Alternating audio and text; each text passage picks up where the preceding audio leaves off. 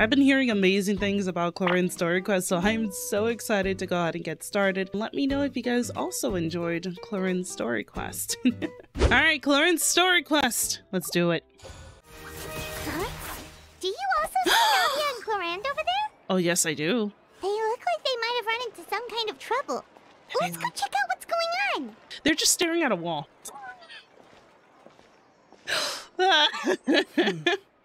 Still no dice? Oh, wait. Navia, what's up?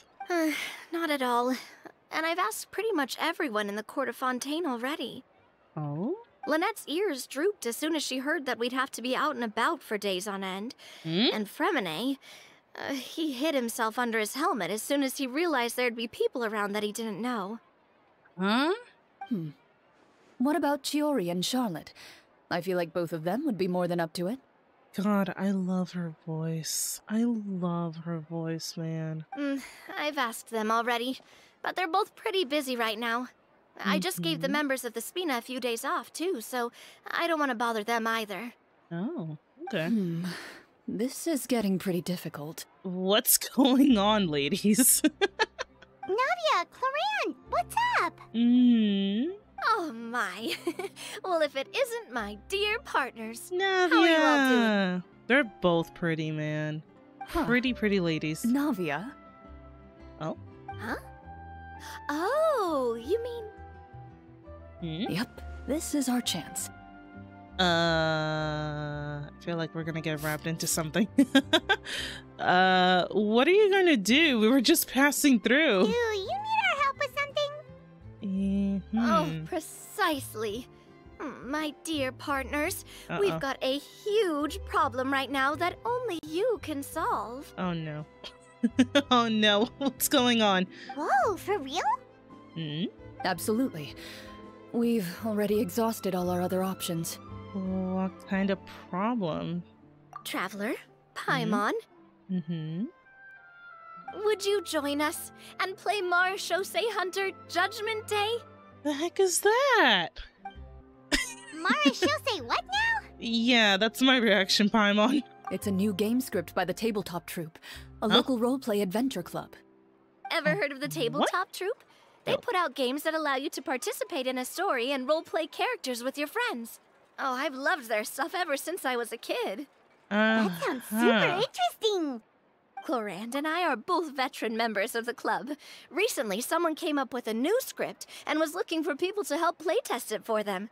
And when they asked, of course I couldn't refuse. I mean, come on, a brand new script? Nobody has ever played it before. Generally speaking, scripts at that level of development have a lot of issues, but I think this one is pretty solid.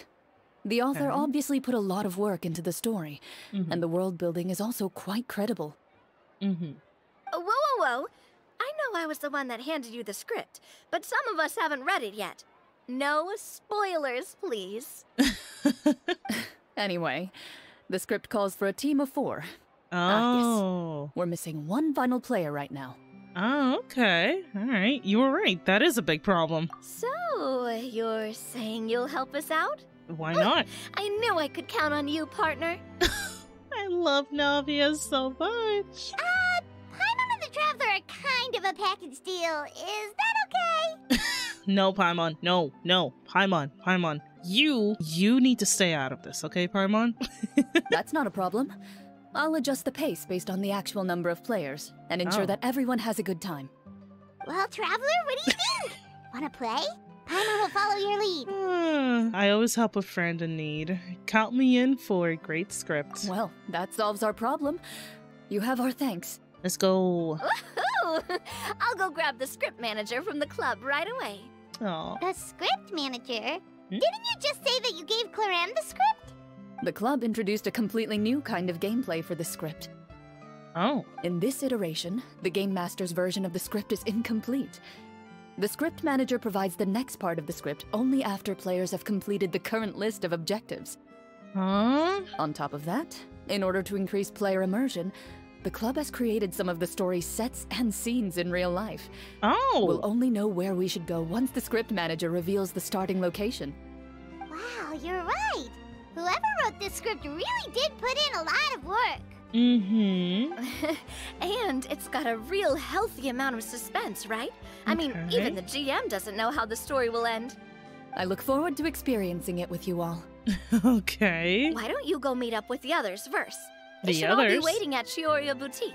I'll come over with the script manager as soon as I find them. Sounds good. Remember to always watch where you're going, and don't rush. You say that like I'm 6 years old or something. I'm glad to see that Clorinde and Navia are finally getting along, because I think it was during the Archon quest, they both had a little bit of like, I wouldn't say beef, but they had like, unfortunately, not a good relationship because of Navia's past and her father and Clorinde's job and stuff like that. So it's good to see that the two of them are getting along just fine, and they're basically like best friends at this point now. So it's really, really cute. Let me think. What kind of character should I play this time? Oh. I just hope you'll pick up some useful skills this time. Oh, and stop trying to persuade every animal you come across. Baby! Wait a second, can we pet cats? Silent Night. Can we pet the cat? Are we going inside? I think I was supposed to wait outside. Oh! Oh, sorry to keep you waiting. I walked past you guys. Linny and Farina. Ooh. You're back.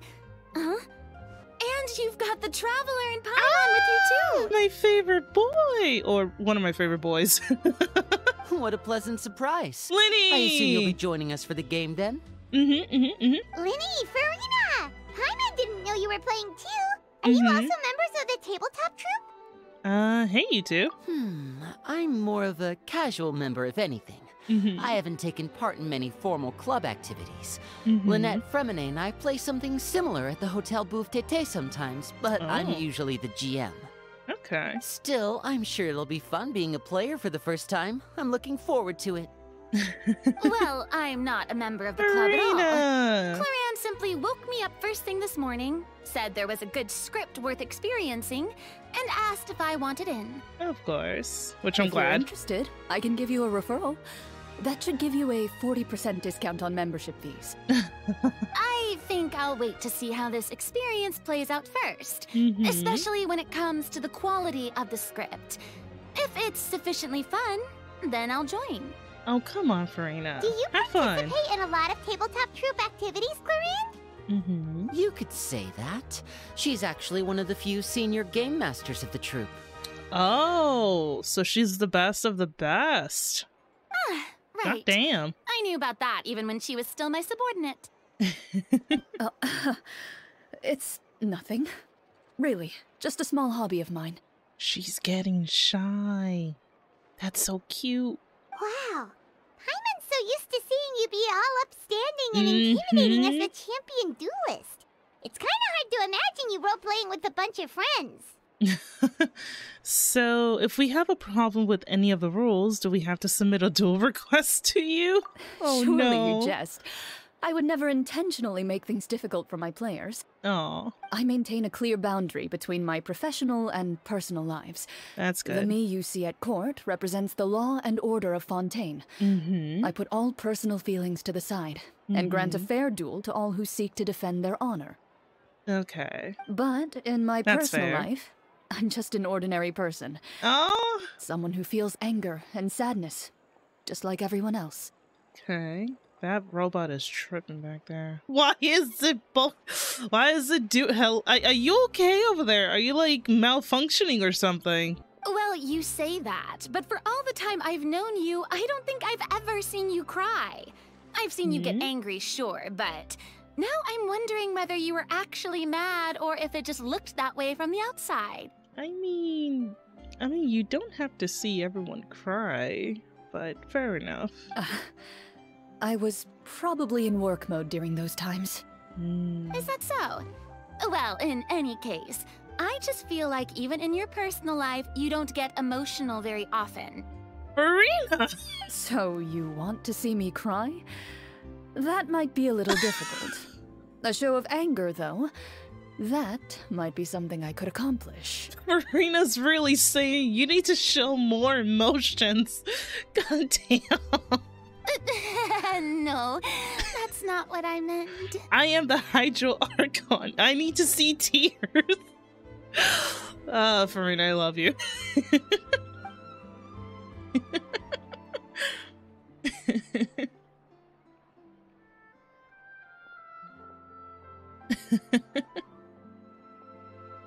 Aw, this is so cute. I'm back. Here, allow me to introduce you to the script manager, Mr. Florian. Wait on a second, I love his fit. God damn, the boots and everything. Pleasure to meet you all. Give me that hat. Everyone is wearing a hat besides Traveler. Hello. Wait, are you a champion duelist too, Mr. Florian? Oh, wait, his eyes are pretty. Oh, I love that color. Oh, no. This is just the costume provided by the club. I occasionally play a few of the roles in my scripts. Okay. That sounds like a lot of work. It's nothing. It's the least we can do to give the players a more immersive experience. Anyway, allow me to give you a brief introduction of the script. Okay. This script was adapted from the real history of the Marashose Hunters. You all will play the role of hunters from a bygone era and resolve a series of events unfolding in the capital. Paimon's not super familiar with the history of the Marashose Hunters. Is that a problem? Oh, no problem at all.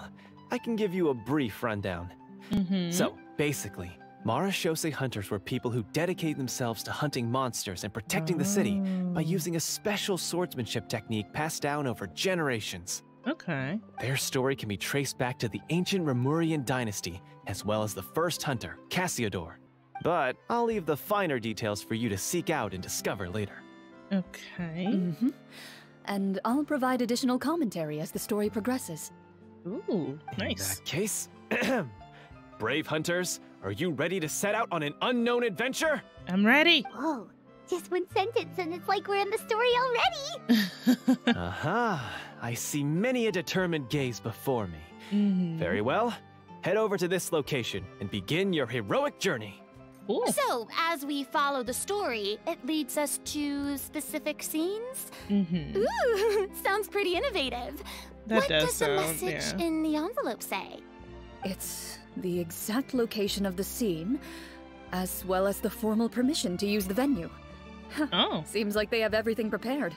okay. Please check all your belongings, everyone, and make sure you haven't forgotten anything. Once you're ready, please follow me to the designated location. Time for a little field trip. Sounds good. Hunter Squad, move out! Okay, Paimon. Okay, Paimon. Where am I going? Head to the game venue indicated in the script. Oh, it's all the way out here. Whoa. They really have thought of everything. Even the Fatometer is here and ready to go for us. Wait, this is... Wait, they have tea? I want more tea. The Fatometer. What's that? It's a card that's used to determine action success or failure. We'll need to use it when we try to use certain skills. Okay. And what about all the dessert and tea? They Is got that for us as well? cupcakes. That's what the message said. Really? That's so nice. It feels just like a tea party with friends. Aww. Those snacks have Paimon's name written all over them.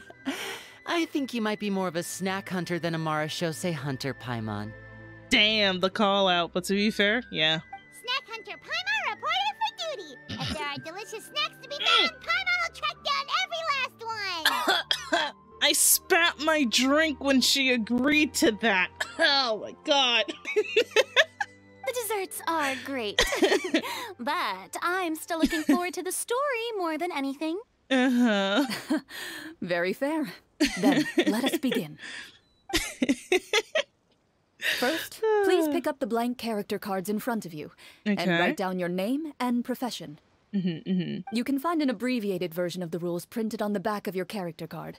If you have any questions, feel free to ask me. In this story, everyone is a Marashose hunter. To reflect this, the club has prepared a small badge for everyone. Ooh. Ooh, nice. Okay.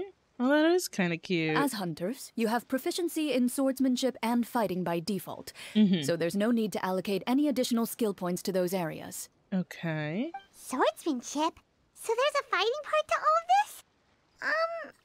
Paimon's not sure she can do all that on her own. Yeah. Maybe Paimon can just stick with you? I would love to see Paimon fight, though. That would be kind of cool. Like, imagine Paimon, like, holding, like, the sword. That would be so cool. Why don't you share a character card, then? The Traveler will be the Marachose Hunter, and you can be her little floating assistant. Okay. Kind of like in real life. So, for the name, do I fill it out with the name of my character? Yep. It can be any name you like. Okay. You can use your real name too if you want. I do that whenever I get too lazy to think of a new name. Based. Oh, so it would be like experiencing a different life, but still as yourself. That's not a bad idea. In that case, I think I'll continue to use the name Linny then. Okay. Next up is the skill sheet. You have a limited amount of skill points that you can use to learn a number of skills. Okay. The more points you invest in a particular skill, the easier it will be to pass associated checks. I'll take persuasion and investigation. Those are must-haves when it comes to missions like these. Oh, those skills sound like they'd be useful for gathering intelligence. Good idea, Navia. Just as expected of a veteran player. So, should we also take those skills then? Not necessarily. Since we're working together as a team, we could leave the negotiations to Navia and use our skill points to pick up other useful skills. For example, I think I'll take stealth and sleight of hand. That will give us more options if we run into any situations we can't negotiate our way out of. That sounds so like you, Linny. Oh, interesting. I wasn't thinking about it like that. I suppose it's not so different from an acting troupe. Everyone has their own role to play. Let me see. I'll take arts and performance. I'm not quite sure what use they'll be, but I'm not as knowledgeable about the other skills, and I'm not too confident I'd be able to roleplay them well. I love how each character is taking a skill that basically represents themselves. Well, that leaves us. What do you want to learn, Traveler? Cooking, medicine, or insight? Let's go for medicine. So you want to help people when they're injured. That's nice of you. Cooking.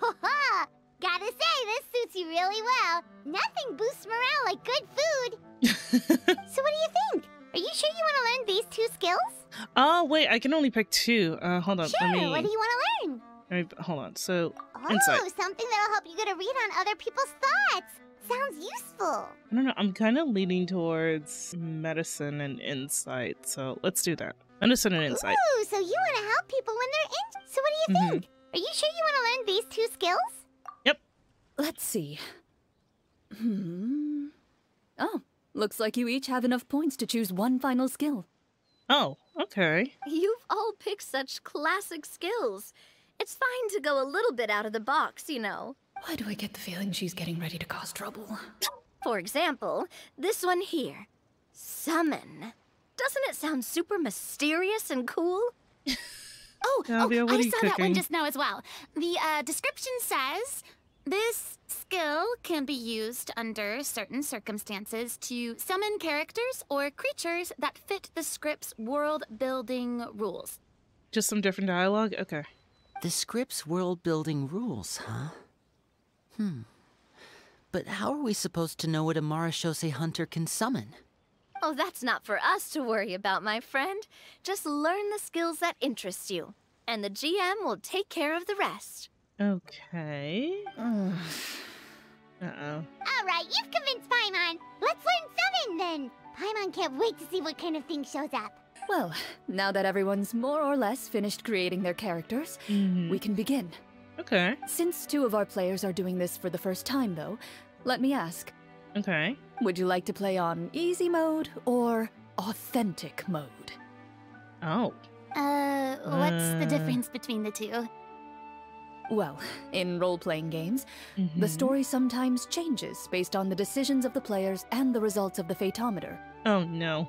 For example, if you fail a check, that means you cannot use the target skill in that scenario. No! A critical failure may even result in further negative consequences. Oh no. If you choose to play in authentic mode, every time you elect to use a skill, you'll need to use the Fatometer to see whether you succeed or fail, and face any consequences that may follow. Oh. If you choose easy mode instead, every check will be successful by default, and you won't have to worry about luck playing a factor. Okay. The random checks triggered by the Fatometer often serves as an indicators for destiny's course or the success or failures of an action. Press to draw a card and get a random number between 1 to 20. If the number displayed is greater than or equal to the check difficulty, you will pass this check, otherwise you will fail. Players role-playing and the scene in the story can sometimes affect the results of checks. Your current check bonus will be added to your randomly drawn number, making it easier to pass checks. In easy mode, all checks are considered successful by default. Given that I'd like to focus on the story, I suppose I should pick easy mode. I'd feel bad if I brought the team down by failing my checks. Huh? Oh, come on. Don't worry about that. RNG is the lifeblood of role-playing games. I'm going with authentic mode for sure. Okay. Never knowing what you might have to overcome. Doesn't that sound exciting? I'd rather be mentally prepared for what might happen. All right. Then I'll mark down Farina for easy mode. All her checks will be successful by default. As usual, Navia and Linny will play on authentic mode. Okay. What about you, dear partner? How would you like to play? You know what? Just to kind of spice things up, because Farina went easy mode, we'll go authentic mode. Are you sure? No, I'm not sure, but let's do it. Trust me, you'll see the beauty of RNG. Yes. Honestly, I don't think Clorinde would make things too difficult for us, no matter what the Fatometer says. Isn't that right, Clorinde? No promises. That wasn't super reassuring. Yeah. Well, anyway, enough talk. Let's get started. I want to experience at least a good chunk of the story today. Okay. Speaking of the story, why is the beginning scene on a beach? Well, that's because a long time ago, back when human civilization was still in its infancy, powerful demons and evil sorcerers ruled over the land. They created a host of monsters and sent them to slaughter all humans in existence. Wait, I'm gonna move my camera. Soon, a group of human rebels banded together. With their swords raised, they swore to brave the darkness, and in doing so, subdue each and every monster that sought their destruction. They became known as the Marachose Hunters. Oh, I really, really love this. Oh, we're going straight on in. Mayonnaise Hunter. Okay. Sometime later, as a member of the Marachose Hunters, you receive a commission. Following the address provided on the message, you take a boat and arrive at this strange city. As you inhale, you can taste the slightly salty air of the docks as you begin to survey your surroundings. There aren't many people in the vicinity, but you do take note of a few others who, like you, seem to be sizing up this place. Okay. Your eyes meet, and you realize these people are fellow Marachose hunters, likely led to this location after receiving the same commission as you. You're all Marachose hunters too, right? Allow me to introduce myself. The name's Navia, monster hunter by trade and helpful neighborhood businesswoman on the side. Navia looks so cute! Look at her! Oh my god, they really, really went out with this. I'm in love. What say you to traveling together? We can help each other out on the road. Mm-hmm. Okay, count me in. Lenny! Wait, his fit looks so cool! Oh my god, he looks so mysterious. Oh my god! I love this! My name is Linny. I've been wandering since I was little and picked up a few less than legal tricks along the way. I was adopted by a Mara Shosei hunter and later chose to follow in his footsteps. Is this where you introduce your character to everyone? Oh, I'm curious to see like Farina's. Sounds like they've done this dozens of times. I'm curious. It's okay, Farina. It's okay. My name is Farina, and I grew up in a noble family. I always had a strong interest in performance and the arts. Even though I'm a Marcia Say hunter, what I really want is to be a performing artiste. I love how Farina is a bard. Oh, that's so cute. Hey, that's really cool. Mm-hmm. What about us? Like the Traveler, like, do we get something cool? You can do it, Farina. That's exactly how it's done. Mm-hmm. Knowing Hoyo, like, they wouldn't, though. Paimon, a good friend and companion to this Mara Shosei hunter right here. Paimon! Why, Paimon looks so cute! Hoyo, I need these as skins, like, right now. I've been studying medicine ever since I was a child. I want to do my part to eradicate these monsters and use what I've learned to heal others. She speaks, and she's so cute. Wait, she's so cute. Oh my god, she speaks. Ah. Oh, welcome. When we face the monsters, I'll make sure to charge in front to give everyone some cover. You can take care of the healing at the back. She speaks. You open your envelopes at the same time. The message reads, "To the honorable and trustworthy Mara Shosei hunters, our kingdom is currently facing a grave crisis. The lands outside the capital have been overtaken by monsters, and our people are being led astray by forces of wickedness. We beseech you, please help us resolve this crisis and return peace and stability to our home." I just find it interesting that this is taking place on Mondstadt, or at least, you know, like they grab like the area of Mondstadt. Huh. The layout of this city looks super familiar. It kind of reminds Paimon of Mondstadt. The scriptwriter must have used a real-world city as a reference when coming up with the map. Okay, so this is going to be familiar. As experienced hunters, the layout of the city reminds you of places once traveled. You recall the sight of tree-lined streets and the gentle tranquility of days gone by. Yet, as you regard the city in front of you, it appears to be little more than an empty shell. Its hollow gates are open to you, beckoning you to come forth and bring salvation back to the town. I carefully read every line of the letter and turn my attention to the signatures at the bottom. Who issued this commission to us? You see a long string of unfamiliar names. It would seem that many of the residents of the city issued this commission together. They sensed that things were not right within the kingdom and sent a distress signal to the outside world. In that case, why don't we take a walk around the city and see if we can learn anything from the local residents? Oh, good idea. We might be able to get some leads on the monsters and bad guys we're after. Damn. You look up and see a tavern I'm loving nearby. this. It appears to be open for the day. Why don't we go check out that tavern? If the novels I've read are anything to go by, taverns are usually full of information. That is true. That is very true. Imagine if we get to see like D-Luke in here. Oh, this is so cool. Oh, I have Trial, Farina, Linny, and Navia. As you approach the tavern, you find a plainly dressed woman standing nearby. She appears to be rather troubled about something.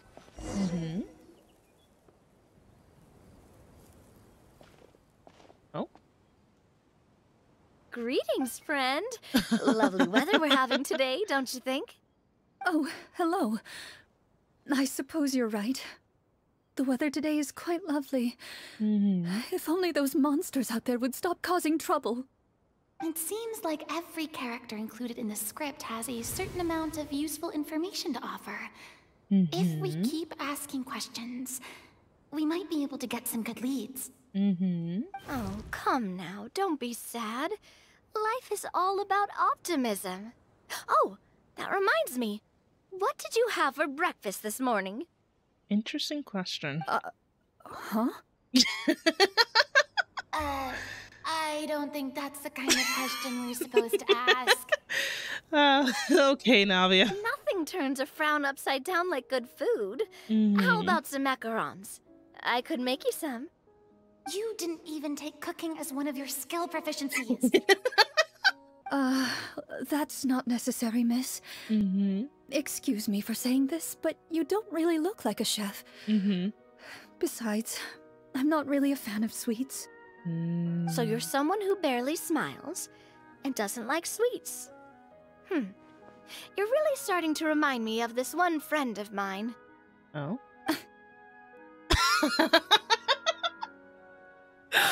Clorinde! Hey! Did she just... me? Wait, but I thought that Clorinde likes sweets. I guess I was wrong. Clorinde must have broke character for a second. Just a little, yeah. She's breaking character. This isn't getting us anywhere. Traveler, maybe you can think of something. Let's see. I like to do an insight check to see what's troubling her. Any help here, Linny? Hold on. Let's do an insight. The results of insight checks aren't disclosed to the players, so I'll be the one consulting the fatometer. All right. Here comes the RNG. Check complete. Okay. You recall all the lessons you've learned in your time and begin to carefully observe the woman's mannerisms. Clorinde doesn't like sweet, but she makes exceptions. Oh, okay. You notice that when she's quiet, she has an empty look in her eyes, as if her thoughts have drifted to a place far, far away. And when she speaks, she often subconsciously reaches out to touch the ring on her left hand. Did something happen to your husband? So you noticed. That's a little embarrassing. A horde of monsters suddenly appeared near the capital recently, so all the guards were dispatched to fight them. Okay. Do you remember when those monsters appeared? I'm not completely sure. All I know is that my husband was dispatched to fight them 3 days ago. 3 days ago, okay. Do you know where he was sent? It all happened so fast. When we said our goodbyes, he couldn't even tell me where they were sending him. You have our thanks, friend. We'll find and defeat those monsters as soon as possible. We sincerely hope your husband will be able to return to your side soon. Aww. Oh, thank you. Don't worry. We'll find him. Just try to remain optimistic and wait for good news. We don't always get to choose what happens to us. But we do get to choose the little things, like what we eat and how we respond to the things life throws our way. I hope that one day, you too will recognize the power of something as small and inconsequential as a delicious dessert. Navia. I'll do my best. You bid farewell to the woman and continue your journey further into the city. Okay. Dude, I'm loving this. This is such like a unique way to do like a story quest. As you venture further into the city, the streets appear largely empty. An elderly woman walks past. You see her shake her head as she puts away her wrinkled wallet.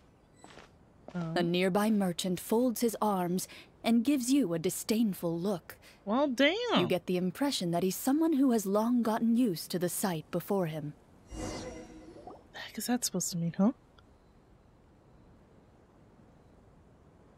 Oh.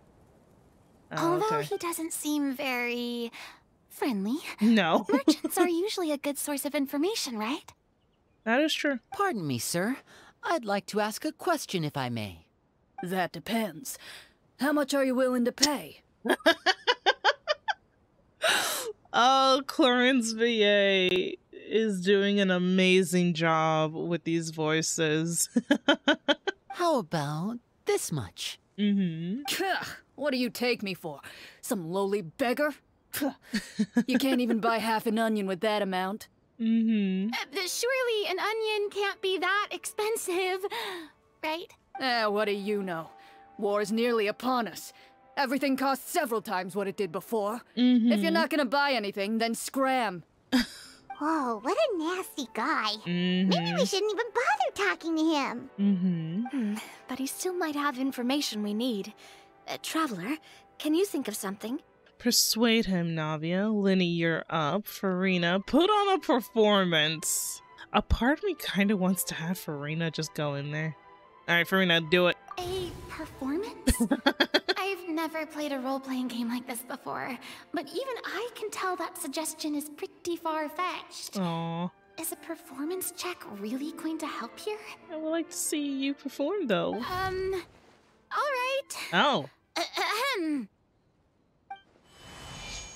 By the harbor's grace, a lone boat lies in rest. Let the moon give chase, for here begins our quest. Alright, it goes to show that she will definitely get along with Venti just fine. In the dark of shadow, our heroes seek to find where creatures born of evil weave their grand design. Blocked the road does stand, such is our hunter's plight. Yet with sword and courage in hand, they march forth to pierce the night. Uh-oh. He's performing to win them over. Check success. I don't recall asking for a bardic song. Don't expect me to give you any coin. I wasn't. But if you meant what you sang, and you are indeed some kind of hunter, then by all means, please, go out and kill those monsters for us. Oh. Those monsters are camped outside the city, and they've been destroying all our trade routes. We have limited reserves within the city, so if this continues, we're all gonna be in big trouble. Wait, you're saying no one has put a plan in place to distribute supplies or maintain order? We could all starve, and those nobles in the palace wouldn't even break a sweat. Oof. Who knows? Maybe they've been in cahoots with the monsters all along. That is concerning. Yeah, all right, I think I've said more than enough. Be on your way now. Got it. Thank you, sir. Don't mind him, Farina. He just doesn't have enough taste to appreciate your art. Exactly. No. I loved it, though. I was just thinking about how those nobles must be so cold-hearted. It's like they don't care about their people at all. Damn. It doesn't seem like there's any information to be gained from the area up ahead. Oh. You conclude that this area is best left unexplored at this time. Clorinde, did you just pull a Paimon on me? We replaced Paimon with Clorinde. I would not complain. I did not get that dialogue. You're we Catherine. Go somewhere with more people?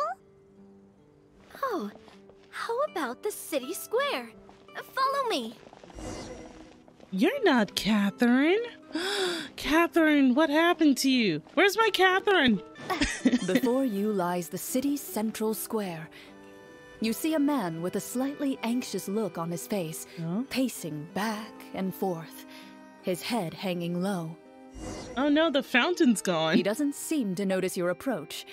Still immersed in his own thoughts, he shakes his head and lets out a long sigh. This guy seems promising enough. Maybe I can get some information out of him. Hello, sir. Is there anything I can do to help you? Oh, okay. Farina taking over. Wait, you're... Oh? I'm... Oh, dear goodness!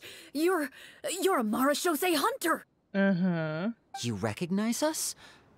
Ah, are you one of the people who wrote the commission letter? Yes! Oh, I didn't expect you to actually come! Oh, what great news! The city is saved!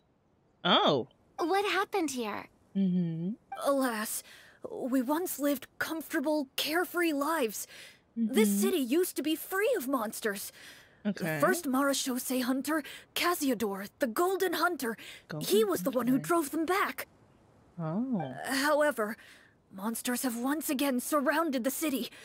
Perhaps the seal that kept them at bay has lost its power. Or perhaps an evil sorcerer has been meddling in our affairs. All I know for sure is that their return has stripped this city of any chance at peace. Are there not enough soldiers to drive them out? It's not a question of numbers. The guards simply have no idea how to deal with them. Most people my age have never even seen one of the monsters, much less been trained to fight against them. What's worse, many of us don't even know the history of the Marashose hunters anymore. When I was a child, though, my grandfather would tell me stories about how the Marashose hunters drove back the monsters. So, on the off chance that something might come of it, I decided to reach out to you. To be perfectly honest, I was starting to think all those stories were just tall tales. But now that I've seen you in person, I finally know that it was true. Well, you can rest easy, friend. The righteous and formidable Marashose hunters are on the case. The man is touched by your determination and resolve. His eyes begin to well with tears of relief. His eyes. Still, if we are going to hunt the monsters, we need to know where to find them. Can you give us any leads? Yeah, like give us something. All I know is that the area outside the city is dangerous. I'm afraid I can't point you toward a specific location. Okay. Oh, although, if you leave the capital through the main gate and follow the road, you should run into a group of guards. They might know more about where to find the monsters. Okay. I see. We'll go look for them then. All right. Be careful. Oh, and one last thing. The monsters outside the city are just part of the problem. There are evil sorcerers inside the city as well. So be on your guard. Okay. They're actively working with the monsters and have corrupted the court ministers with malicious magic. Lovely. They're the reason why, even inside the city, everything has been a giant mess. Even one of our kindest ministers has turned into a boorish and unreasonable figure, interested in nothing but enacting laws that exploit the people. Who knows how much longer we'll be able to go on like this. Damn. Talk about being stuck between a rock and a hard place. I feel bad for him. Maybe we should try to cheer him up? I could cook something. Farina could sing him a song. Liddy, what is up with that expression, my boy? He looks like he doesn't care. We'll have Farina sing. Like, now? Is this really the right time? Listen, Farina, I love you, and I just need to see more of you. I appreciate your kindness, but for now, it's more important to focus on the crisis at hand. Let her sing! Brave hunters, she I has leave the future beautiful of this kingdom vocals. to you. Let her sing! If I understood correctly, there are currently 2 problems in the kingdom that need solving, right? Exactly. We need to defeat the monsters outside the city and take down the evil sorcerer stirring up trouble from within. But which problem should we tackle first? Well, this seems like a good moment for a break. Oh, nice. Take some time and discuss what you want to do. Let me know when you've made your decision. Okay. I really didn't expect the people in the city to keep us at arm's length like that. I totally thought the hunters would be treated like heroes. Well, Clorinde said the script took cues from the real history of Fontaine, right? Maybe the real-life Marashose hunters were also treated like that. I wouldn't say it's a perfect representation of history, but there are definitely some similarities. Would you like to hear more about it? Yeah. Sure. As long as it doesn't spoil anything in the script. You brought up bits and pieces of the hunter's history before, but it was all in passing. Paimon wants to know too! The hunters were super powerful, right? Were they all from a special line of supernatural beings or something? Kind of like the yokai in Inazuma? Ooh. No. Damn All Marashose hunters were ordinary mortal fighters. The only thing that set them apart were the special sword techniques passed down over the centuries. Huh? So you mean anyone could become a Marashose hunter? Seems like it. In theory, yes. All you would need to do is survive the rigorous training and master the swordsmanship techniques required to fight the monsters. Still, most people dropped out at the early stages, and others called it quits the minute they saw a monster in person. To become a hunter, you must be strong in both body and mind. What kind of monsters did the hunters fight exactly? Oh, and the evil sorcerer the script mentions. Did they exist in real life too? The land of Fontaine once played host to an ancient dynasty known as Remuria. After that dynasty fell, monsters began to appear, intent on obstructing humans from establishing a new social order. One of the ancient sorcerers of Remuria used his power to assemble a formidable army of golems. He sought to use that force to establish himself as king. Now, wait a second. Don't tell me that guy was the inspiration for the evil sorcerer in the script. We still haven't found any in-game information on him yet. So, why don't you talk about someone else for now? Well, I wasn't planning on going into anything you might be able to find out in the game. But if you want me to talk about something else, then... how about Casiodor, the Golden Hunter? Or Egeria, the ex-Hydro Archon? Wait, but those people are all from a super long time ago. Where did you learn all this, Clorinde? I mean, it's probably somewhere in the books. From my master. Oh, your master? Huh. By master, you mean Miss Petronia? Is someone you know? Absolutely. Miss Petronia and my father were good friends.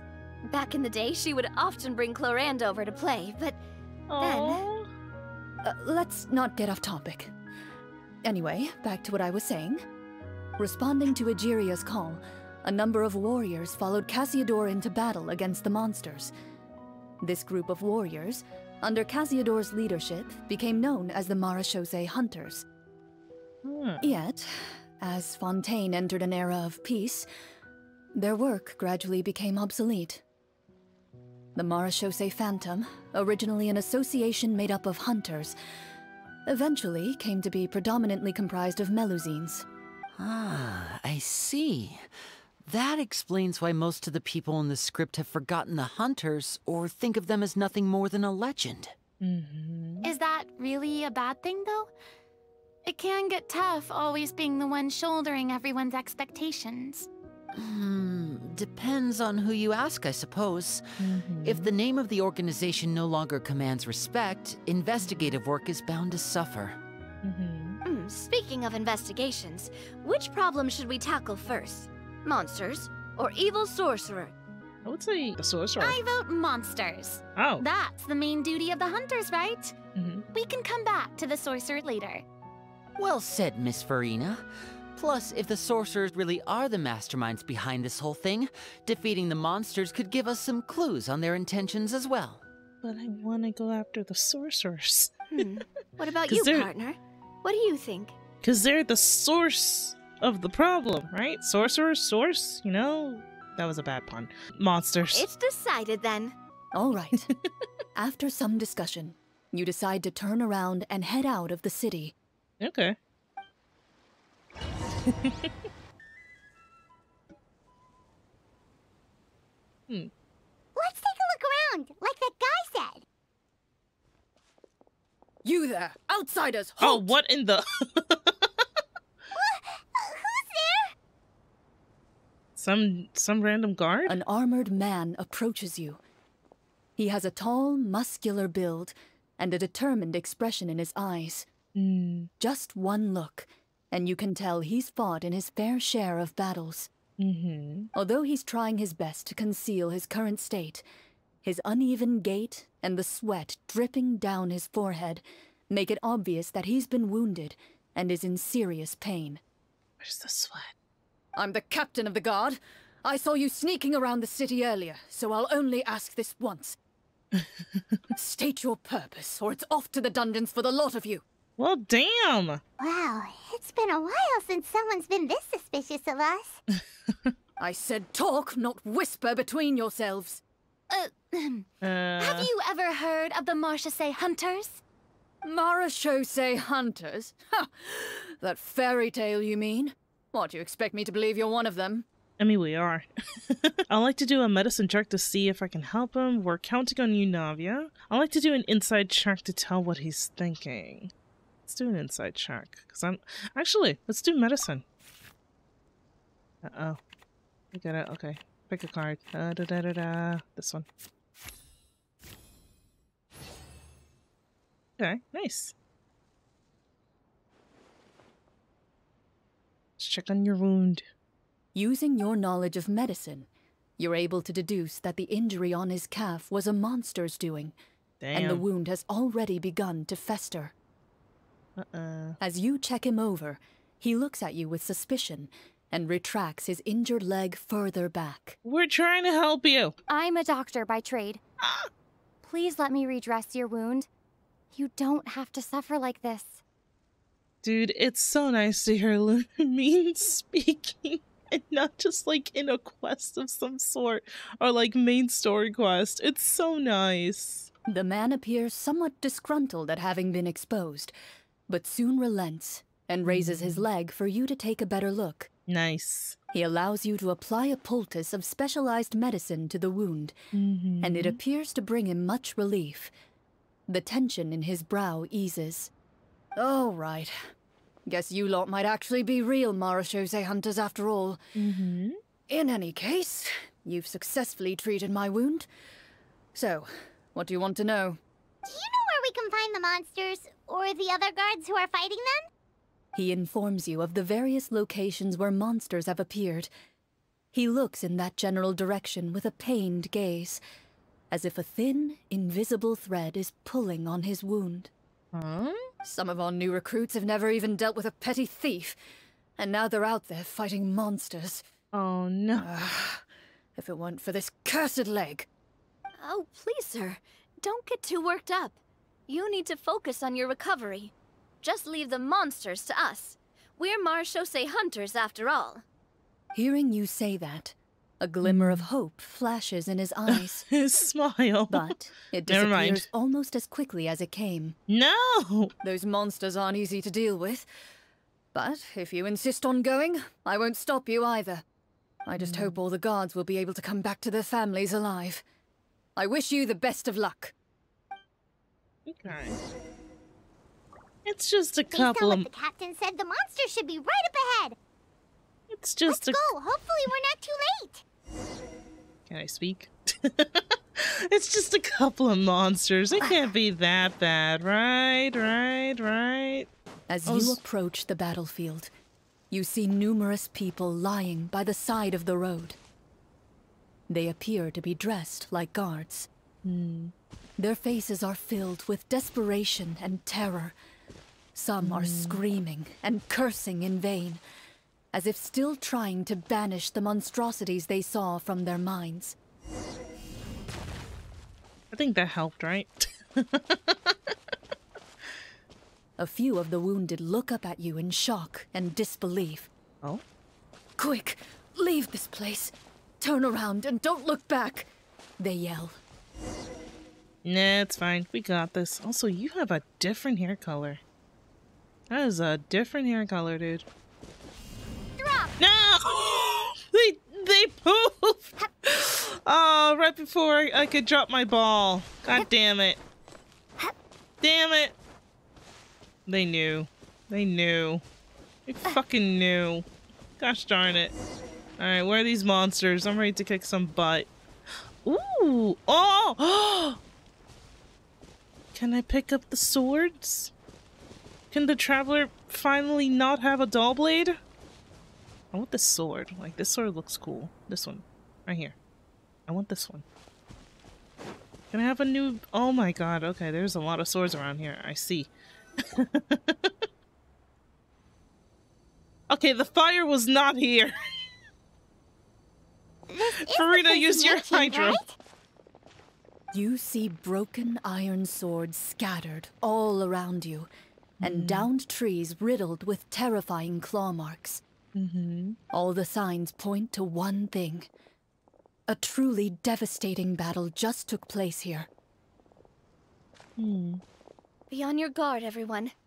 The monsters might still be around. Before you can finish your sentence, you hear rustling sounds from the surrounding bushes. Huh? The monsters have emerged. Oh! Why? Oh, I thought it was gonna be Hilichurls. Come on. Not the Rift Hounds. They close in on you without fear. You get the impression that, in their bloodthirsty eyes, you're just another meal for them to devour. Lovely. A little help here! This thing wants to eat Paimon! Your battle round begins now. Oh, this is how we fight. Okay, I was ready to just drop some stuff. All right, let's pick this one, I suppose. 20. Check success. Oh, I do fight. Let the world collide! Attack! I do fight. Nope, I need Linny. Let's get this show on the road. The next battle round begins. Oh, there's now. another one. Yeah. Hold on, let's break that shield. Nice! The monsters let out a terrifying roar of anger and resentment. Oh my god! Before dissipating into thin air. No, he crumbled apart and then he disappeared in thin air. God damn. Oh, thank goodness it's over. We're lucky the Marashose Hunter class came with all those preset skill points. Otherwise, we would have been in some real trouble. I never knew the Fatometer even determines the amount of damage you inflict. If you get unlucky, isn't it just game over right then and there? Fucking ball. Probably. That's part of the fun. The uncertainty of fate is what gives these games their appeal. Just as you begin to celebrate your victory, a suspicious lump on the ground catches your attention. Oh? A suspicious lump? Wait, could it be the thing that appears after every battle? Huh? I walk up to it, crouch down, and begin to carefully examine it. I've still got my right glove on, so it should be fine for me to touch it, right? As you investigate the mound, you discover that the exposed portion appears to be made of wood. It was previously obscured by the large form of the monsters. With the monsters gone, the small protrusion now awaits your discovery, poking out of the ground like a shy flower bud. Oh. Whoa, it's a treasure chest! Hey! Let's dig it up. Let's get those 5 primos. Let's get those 5 primos, because they are precious. Oh? With everyone's help, you successfully excavate the wooden chest from the ground. Okay. Even without opening it, you can tell from the mora and jewels scattered around the chest that it must contain quite the fortune. Makes sense. We worked hard for this. Let's open it and share what's inside. I can understand your excitement, Paimon, but think about it. Doesn't it seem like there are people out there who need this treasure more than us? Linny, shush. Linny, the Primo Gems. Think about it. Yeah. Think about all the people suffering in the capital. Or All all right, those guards who got hurt fighting the monsters. Wouldn't it be better if we gave the treasure to them? Wait, is that how it works? Paimon thought since we were the ones to dig it up, we could just take it for ourselves. Well, let's put it this way.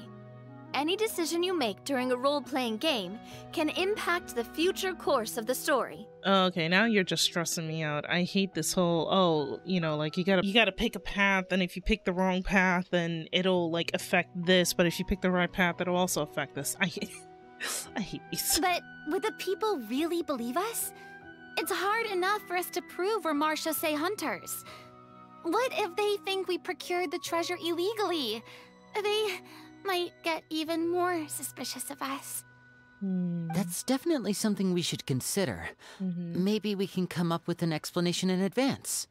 Well, if donating it could cause that much trouble, why don't we use it to buy some gear and fill up on good food?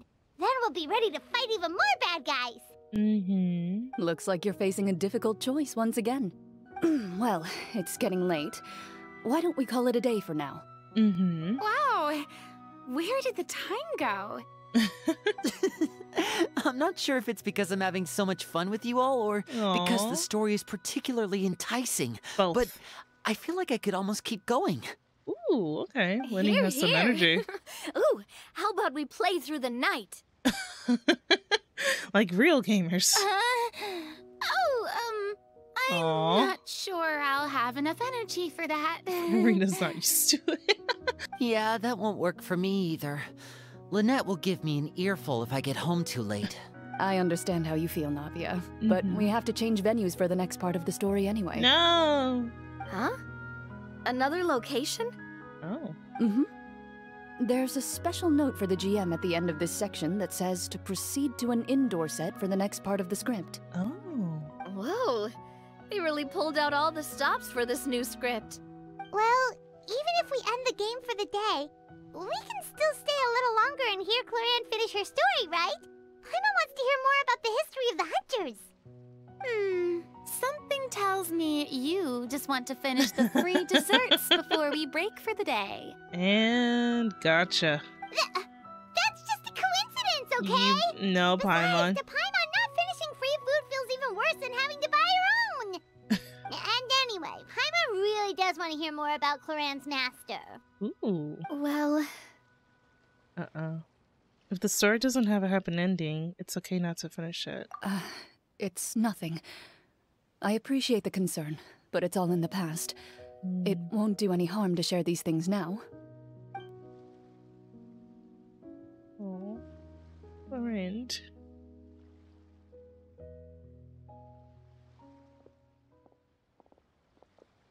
My earliest memories are of living with Master. According to her, she saved me from certain people of ill repute. Oh. My birth parents had left me behind some time before that. No. What a heavy beginning for a life story. Master was a fascinating individual, if inexperienced in the ways of raising children. My first ever toy was a short sword. Although I suppose it wasn't so much a toy as something Master removed from her waist and handed to a noisy child in need of distraction. I see. So she handed an actual sword to a child? Yep. Isn't that dangerous? Did you hurt yourself? I mean, she looks fine. Of course I did. I cut my palm and bled quite a lot. Oof. But Master was not concerned. Oh. She just stood there and casually lectured me about it. Okay. See, that's what you get for not holding the sword properly, she told me. She then crouched down next to me and said, "Give me your hand. I'll teach you to bandage this wound. After that, it's time to learn how to truly hold a blade." Damn. Excuse me for asking this, Clorinde, but how old were you exactly when all this happened? Probably around, 3, give or take. Huh? Oh my god. She handed a sword to a 3-year-old and basically said, "You need to patch your own wounds." 3? Isn't that when most kids are still struggling to hold a fork? As I said, Master was rather inexperienced in the ways of raising children. She believed trial and error was the best way to teach a child what they're capable of. Yeah, but hey, you know what? Yes, I'm just gonna hand this child a sword. I'm not so sure this is a question of experience. I didn't see anything wrong with her ways at the time. And I mean, anyway, children don't get to choose how they're raised. Oh, she did bring me back a pet from Liyue once. It was a Geovishap hatchling. Can we see your master? Like, your master brought a pet and it's a Geofish. These speedy little f***s as a pet. I love this. A Geovishap hatchling? For a pet? That seems even more dangerous. What she said was this: make sure to get along, you two. If you really can't agree on something, just settle it with a fight. Whoever loses is the real pet. What the? Can we talk to your master? God damn. And how old were you when this happened? I love how Liddy is so concerned. He's like, wait, hold on. When did this happen? 5. Clorinde has an interesting past. Well, did you win? Yeah, like, did you? No, I lost. So you became the pet's pet, huh? So you're saying you actually became the Geobishop's pet? Yes, but only for a week. By the end of that week, I defeated it in combat, and we've shared a cordial relationship ever since. Jesus. That really doesn't sound like the kind of childhood someone should have. Hey, I mean, it's unique. It's different. Later on, I gradually understood that Master most likely didn't know any other way to raise a child. No kidding! She was a marechaussee hunter, but I never heard her bring up her own parents. Thanks to her, I learned how to navigate the forest by the age of 6. Oh my and could hunt god! monsters in the wild by myself the year after that. Jesus. Okay, so Clorinde became a badass by the age of like 7. Even though the training she subjected me to was strict, she always made sure to take me traveling when she had the time. We met many of her friends during those days. That was also how I met Mr. Callis and his family. I still remember the first time we met. You were too scared to join our picnic and hid behind Ms. Petronia the whole time. No. I still hadn't really met many children my age at that time, so I didn't know how to interact with others. After that, though, you started coming over a lot. You loved challenging people to shooting competitions, remember? Huh? I don't think many members of the Spina ever beat you in one of those. I had a lot of fun during those days. I enjoyed them too. Oh, do you remember that one time we went exploring around the Spina together?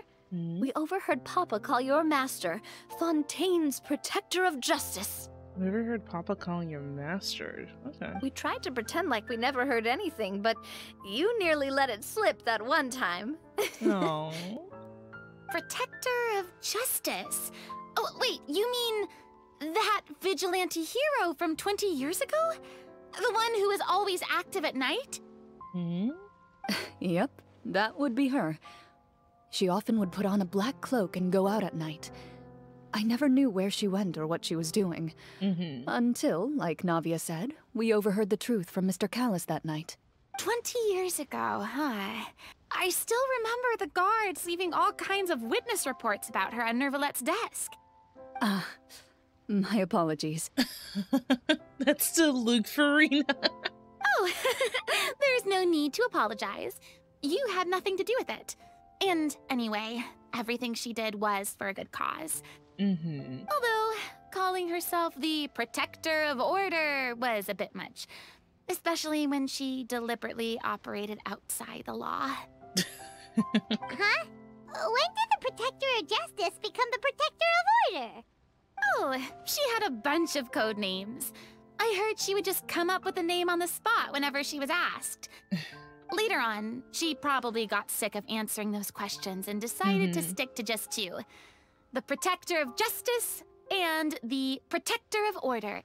That sounds like her, all right.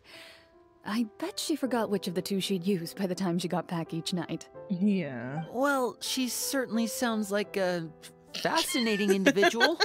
With her strong sense of justice, it's no surprise her student followed in her footsteps. I feel like Liddy's like big brother moment is just coming out. It's true. I always wanted to become like her. Someone powerful, independent, and with a strong sense of conviction. But... Oh no, there's always a but. She suddenly disappeared the night I turned 10 years old. Disappeared? What happened? I have no idea. She didn't even leave a note. I was never able to find out where she went. That night, I was celebrating my birthday at Navia's house. But Master never came to pick me up. When I returned home on my own, it was to an empty house. No! And on her birthday! When she still didn't appear after a few days, I went to Mr. Callis's house to ask about her whereabouts. But he only shook his head. Papa probably didn't know either. I know he sent a few people to investigate the matter in secret, but they never found any credible leads. Don't worry, I understand. To be perfectly honest, given Master's personality and way of doing things, it all made a lot of sense. If I had to guess, I'd say she probably used it as an opportunity to force me to become independent. At 10 years. Just like how, when a litter of kittens reaches a certain age, the mother willingly leaves them behind. Were you upset, Clorinde? Oh, I'm pretty sure she was. I was at first. Yeah. But not anymore. I don't believe Master would suddenly disappear for no reason. There must have been something she just had to do. I feel like Clorinde needs like a moment to like get everything off her shoulders. Well, despite everything, you still managed to follow in her footsteps and become the greatest champion duelist in all of Fontaine. You're practically a living symbol of law and justice. True. I suspect my position would be far too by the books for her. Master always did whatever she pleased. But you're right.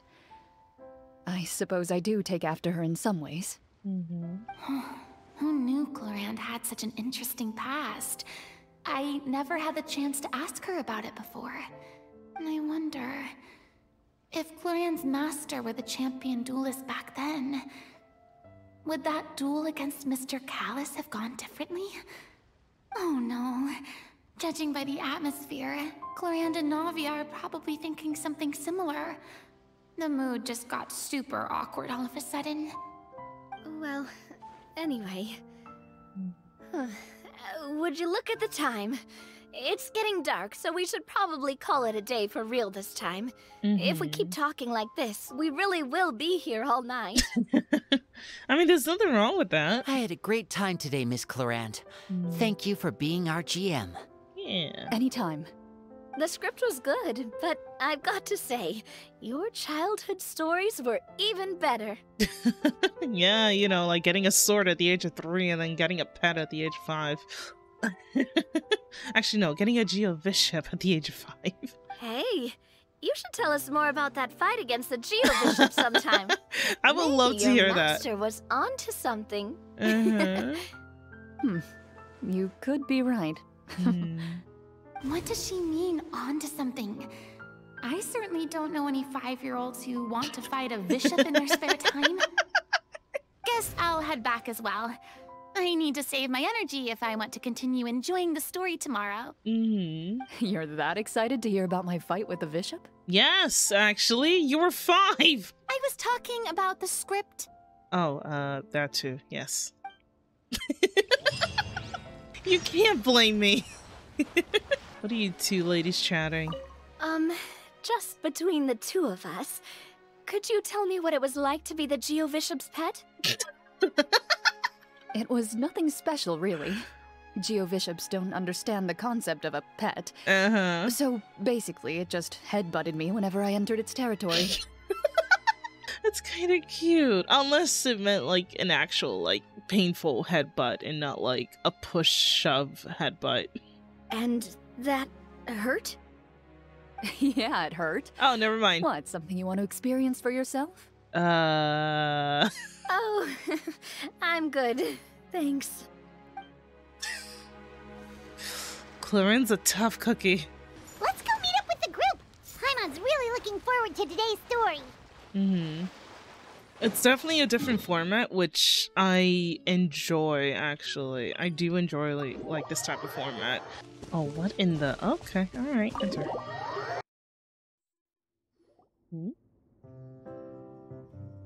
Oh. Interesting scenery. Looks like everyone's here. Looks like we're... Now, before we begin, why don't we finish where we left off yesterday? There was an important decision to be made, yes? Looks like we're in I'll pour jail everyone or a something. cup of tea. We need to find out, Ashley. Is that really the most important part, though, Clorinde? Paimon's more concerned about our current surroundings. Heavy walls, cold railings, dim lights. This is obviously supposed to be a prison. Yeah, okay. I thought the same thing, Paimon. I admire the work put into the set. Still, It's obvious the scriptwriter has never paid a visit to the fortress of Meripede. Oh, so that's what they were trying to replicate. So the set is going to be a part of the script? Unfortunately, that is something I can neither confirm nor deny. Damn. Anyone think Clorinde's smile is starting to look kinda scary? Well, whatever happens, we'll just have to push on. But first, we should really figure out what to do with this treasure. Oh, yeah. If we're worried about arousing suspicion because of our identity, why don't we give ourselves a different name, just like Clorinde's master did? Oh. Yeah, it might be better to keep a low profile. As long as we're helping people, it doesn't matter who we are or what we're called. Staring at me won't get you anywhere. Or did you want some more tea? I would like some tea. Oh, Paimon's good. Thanks. Why aren't you saying anything, Navia? Wait, what's that next to you? Oh, this is the short sword Clorinde mentioned last night. I found it. Huh. I'm surprised you managed to track it down after all this time. Well, I made sure to take good care of it, considering the circumstances in which you gave it to me. Of course I had to keep it safe. Anyway, where were we? Oh, right. I was just thinking about all the potential ways for us to break out of prison. We could dig a tunnel, or try to bribe the guards. Wait, we haven't been thrown into prison yet, have we? Yet. Well, it's only a matter of time. It pays to be prepared. Just like how you should always have an umbrella on hand, even when it's sunny. Alright, Paimon's A made up her gunbrella, mind. to Let's be just give in the treasure fact. away. A gunbrella. Paimon may have wanted to keep it, but if it's going to land us in prison somehow, Paimon will be too upset to enjoy her snacks. It turns out Paimon cares more about snacks than treasure. Paimon's developing as a character. Yeah. So, you reached an agreement? All right then, we can continue with the story. New Paimon painting? Where? Oh, and we'll collect all the scattered pieces of treasure on the ground as well. Oh. All right. You collect the treasure and make your way back to the capital with your bag of loot in hand. Alright, time to go on in. The city is still shrouded in a gloomy, oppressive atmosphere, but your spirits are surprisingly high. In places where 'cause we got sunlight gold. struggles to reach, you generously share your wealth with the children, the elderly, and the poor in urgent need of help. Thank you, kind soul. The elderly woman's look of gratitude follows you as you walk away, her eyes never leaving your back until you move entirely out of sight. However, there's still quite a bit of Mora remaining. It appears you haven't made much progress. She's probably trying to tell us to speed this up. We need to hurry up so we can address the Excuse me. sorcerer problem.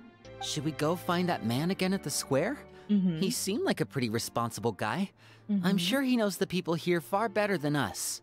Oh, good idea! Just as you start to make way to the square, intent on finding the man again, there's a voice. Oh. Oh boy, okay. What we get? Oh, the guards. Please wait, distinguished guests.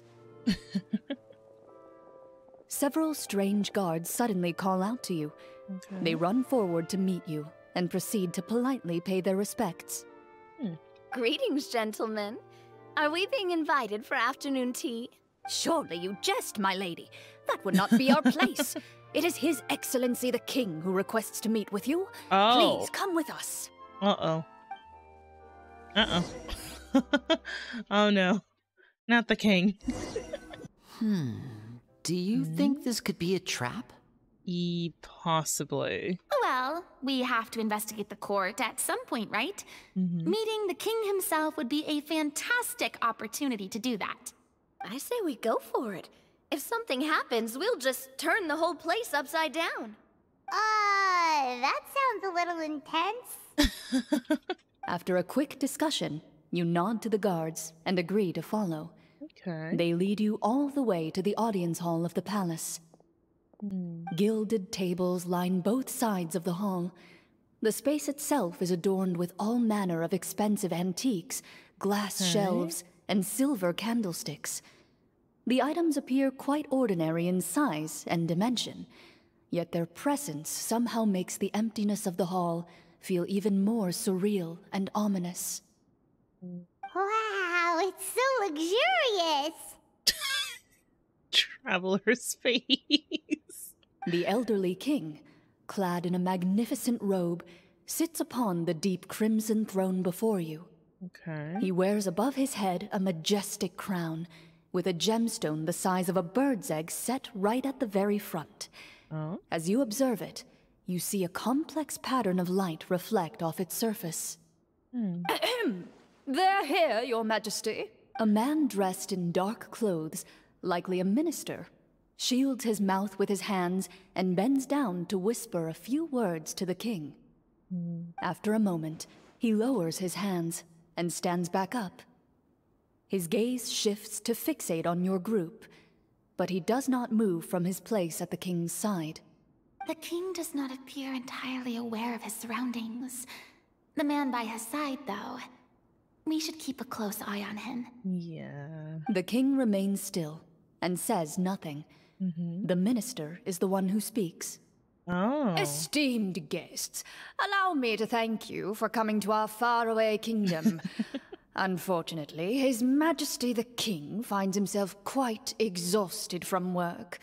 So please allow me, his Prime Minister, to welcome you in his stead. I don't trust you. I've heard tell that your group, the Marechaussee Hunters, used your exceptional ability with the sword to repel the monsters near the capital. Such a great deed deserves to be rewarded. However, seeing that I was not fortunate enough to observe such a feat with my own eyes, you'll forgive me for seeking to verify the truth by speaking to you myself. Oh, no. Well, we've got nothing to hide. You brought us here to talk, right? So we'll just explain what happened. I don't trust this dude at all. The golem's blades were so powerful, they could cut down trees in a single swipe. It took a lot of effort to defeat them, even for trained swordsmen like us. Well, there was enough details, right? Believe us now? Your account does indeed match those of the survivors. Since you were the ones who defeated the monsters, that must mean you are also in possession of the treasure they stole? Well, we did take the treasure, but... How did he know about the treasure? Then I must ask that you return it at once. It belongs to the kingdom. What was inside the treasure chest, if you don't mind me asking? Wait, but didn't you just say that our great deed deserved a reward? Shouldn't the treasure be considered a part of that? Yes, that was indeed what I said. Oh, he's an asshole. He's a fucking asshole. Very important distinction. Only that which is freely given by the king can be considered a reward. But he doesn't want to talk. The kingdom without said permission, on the other hand, is a crime. Damn. But that's completely unreasonable. Yeah. Yeah, that makes no sense! If it weren't for us, the treasure would still be buried underground somewhere! Maybe so, yet the fact remains.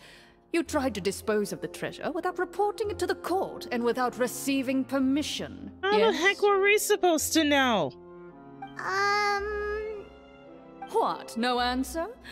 Surely you're not insinuating that you, a group of legendary Marechaussee hunters, sought to take the treasure for yourselves? Well, what about the king? Is he just gonna let this guy talk for him the whole time? Clad in his magnificent robe, the king remains seated, with his hands resting on either side of the throne. His posture is rigid and unmoving. He stares forward with an empty look in his eyes, completely unmoved by the events before him. Is he even alive? He sounds like a statue. Could the Prime Minister be the evil sorcerer? Or could both the king and the Prime Minister have fallen under the evil sorcerer's control? I would like to observe the number of guards stationed in the hall. The guards in the palace appear fully armed, their expressions solemn. Sensing the tense atmosphere in the room, they stand at the ready, each with a hand placed upon the hilt of their sword, as if prepared to draw their weapons and surround you at a moment's notice. Well, there goes my plan to turn the whole place upside down, I guess. It appears we've been visited by nothing more than a group of ill-intentioned imposters. What a pity. Guards, take them away and throw them in the dungeons. You are an absolute asshole. Before I decide your fate, however, how about you dye your hair a different color? Determine whether you have any accomplices the blue does not suit you, sir. Outside the court. Can't we try to slip away? Or maybe start some kind of riot? But if we try to fight the guards right now... Don't worry. At least we figured out who's behind all this. Let's just play it by ear. If you're scared, Paimon, just hold my hand. You can have my hand too. Aw, thanks you guys. Aww. You allow yourself to be led away by guards surrounding you on both sides. It's only when you begin to feel drops of water falling from the dungeon ceiling and smell the stench of death and decay all around you that you finally realize you've stepped into a completely different world. Damn. Stay here and don't try anything funny. Hey. The guards lock the cell door and leave without looking back. Come back here! Wait, sir! Your voice echoes through the dark hall, but the only response you receive is the sound of water dripping from the ceiling. No! What should we do now? Carve out a new path of fate with our own two hands, of course. I draw my weapon. You reach toward your waist, but find nothing there. Damn. You now recall that your weapons were confiscated before the guards locked you in the cell. Oh, come the bag of treasure on. along with them. Damn it. What about that knife I hid in my boot? When did you hide it in there? I feel like Clorinde just broke out of character. When did you? When I was thinking about digging a tunnel. She wasn't joking about that. Rejected. You failed to inform the GM of this course of action. Moreover, the guards would have conducted a thorough search before throwing you in prison. God damn it. And the keys to the cell aren't anywhere to be seen? Correct. You don't even feel a lock hole on the cell door. Damn it. Oh, well, there goes all our plans. Indeed. Navia was so ready. She's like, I can dig a hole. I can dig a hole. Huh? Why are you the one saying indeed? Huh? Because that statement holds true for me as well. This is where the script ends. Oh. What? There's no continuation? Generally speaking, this should be the point where the scriptwriter gives the players some kind of hint, or gives the GM some kind of code for how to move forward. I love Navia so much. See? I mean, maybe they just really wanted us to be immersed in the feeling of being in prison. Like, they'll only show us the way out once we've grown truly and utterly desperate? That is a possibility. If only there were desserts and tea in real prison. Oh, wait, guess it's kind of how the Fortress of Meripede works if you're lucky. True. Oh, before I forget, Navia, the short sword you had with you earlier, I took a closer look, and the craftsmanship doesn't appear to resemble anything from this era. That is a pretty sword. If I remember correctly, that style was last in vogue several hundred years ago. Wait, Clorinde said that sword used to belong to her master, right? Does that mean her master has been alive that long? I doubt it. The way she went about things often made her seem childish more than anything. I mean, have you seen I'd Alice? say the sword was most likely an heirloom passed down over time. Okay. I mean, Alice is also kind of childish, kind of esque. She does everything just to make her baby girl happy. Hang on. A precious heirloom passed down to you by your master. And you gave it to me just like that? You weren't worried I might lose it? Master left many things to me when she disappeared. There was the sword, an old key, and a good amount of junk she probably just didn't want to take with her. I gave you the sword back then because I didn't want our friendship to end. Oh, I love Clorinde and Avia, but oh, that's so cute. Wait, when did this happen exactly? After the duel. Yep. Between Mr. Callus and myself. Yep. Because I remember that their relationship was a little bit unsteady after that. It's not like they weren't friends anymore. It was just kind of bumpy. Yeah.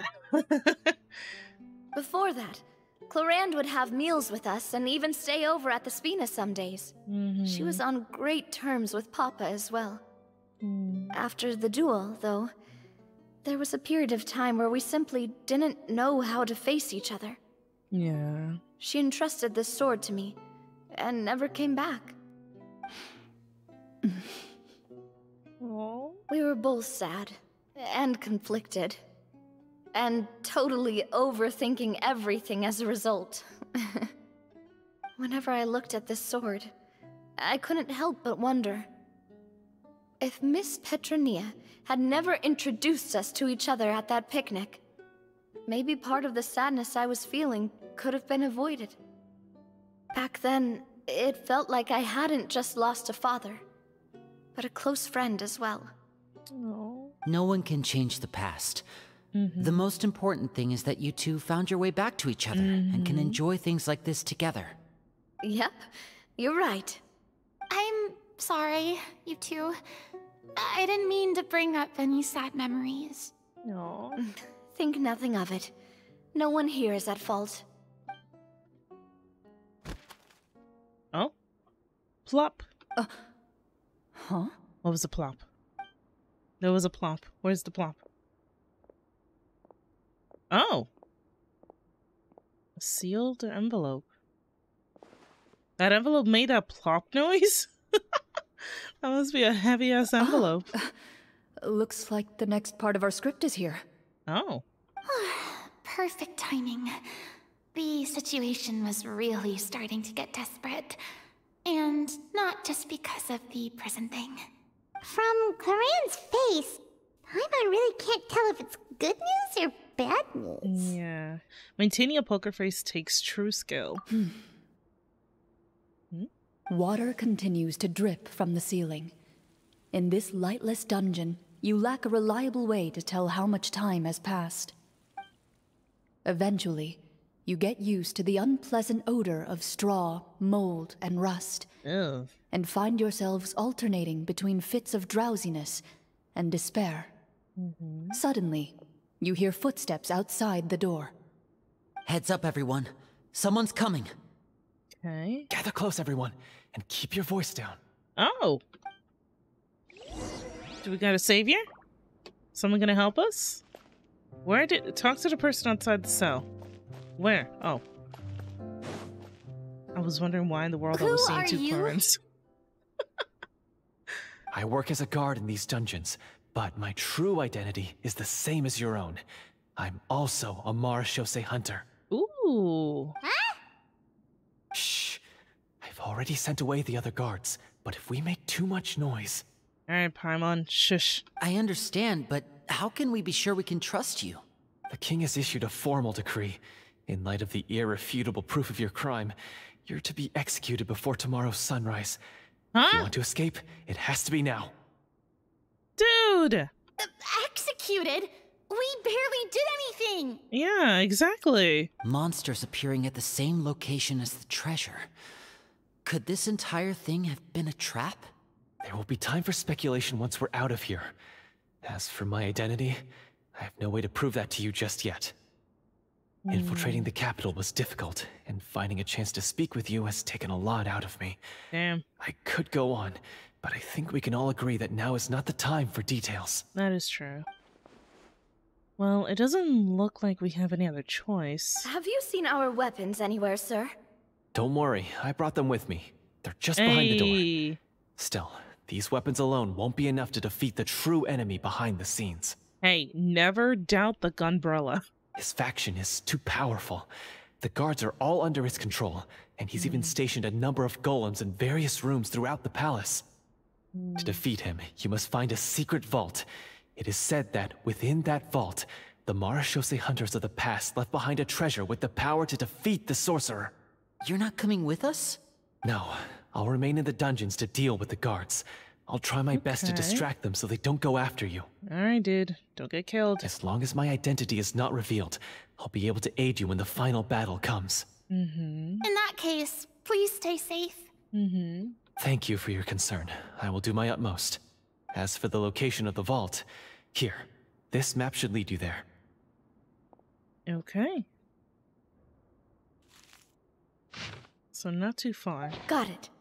All right, once I open the door, remember to stick close and refrain from making any noise. I'll lead you out of here as quickly as possible. You now have the chance to restore the honor and legacy of the Marashose hunters. So please, get out there and reclaim what's ours. Okay. And be sure to exercise caution. With the help of the guard, you successfully escape the dungeons. Your sense of despair and anxiety both seem to fade as you continue your quest. Okay. Well, thanks to that dude for saving us. We would have been stuck there for a while. We didn't get to use our skills at all while we were in prison. Who knows when we're gonna get the chance to use that cool summon spell? That is a pity, but we can only continue to move forward. Oh. This should be the place marked on the map. Well, I'd say an investigation's in order then. Plus, if all else fails, we can just blow it up. Navia. Okay. Wow, you really meant that. Never judge Navia with her come from. Before you lies a serene stretch of open water. Oh my god. Its surface shimmering a brilliant shade of sapphire blue. I was just about to say that, Yaichi. I feel like Navia and Klee could get along nicely.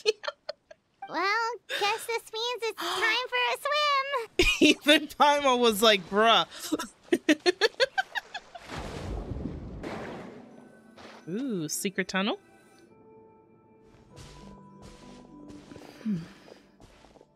Oh. Clorinde? Oh, what's the matter? It's nothing. As you step into the cave, you find yourself in an eerily quiet space. Before you lies a narrow passageway that appears to trail off endlessly into the distance.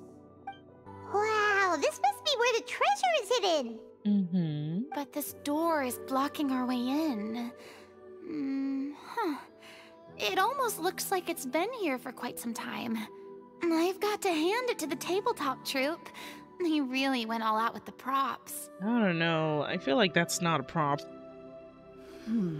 Because that looks way too realistic. What have we got down here? A kind of mechanism connected to the door? It looks like we might have to arrange it into a certain pattern. A pattern on a stone door. That's something Master mentioned before. Uh-oh. Is something wrong, Clorinde? After a long, difficult journey, you finally arrive at the location indicated by your map. It appears to be an ancient site of some sort, where treasure likely awaits. Your surroundings are exceedingly quiet and serene, as if the secret that slumbers here has never once been disturbed. If you listen closely, you can almost convince yourself you can hear the sound of its calm, gentle breathing. That description makes Paimon feel kind of bad for disturbing this place. We're doing this for the sake of the people, to free them from the evil sorcerer. I say it's time for this treasure to once again see the light of day. Linny's right. We need to keep going. The future of the kingdom depends on it. The next part of the story requires us to solve the puzzle, right? Let's start exploring the area. Yes, that should be fine. Something feels off about all this. Guess I'll just have to improvise.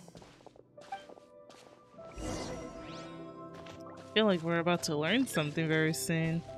Wait for your companion's progress. Oh, wait. Wait, this is kind of cute. Oh. It worked.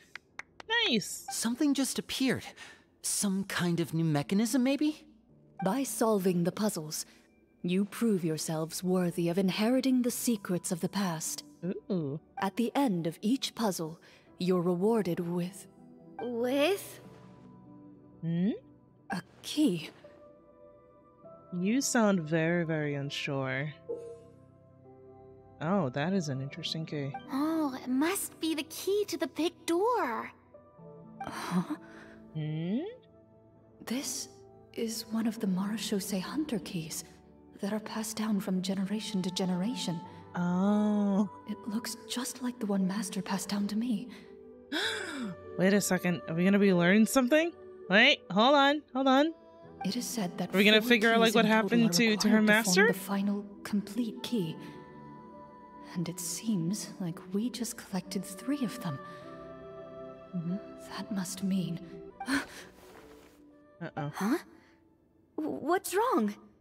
You hear a few strange noises.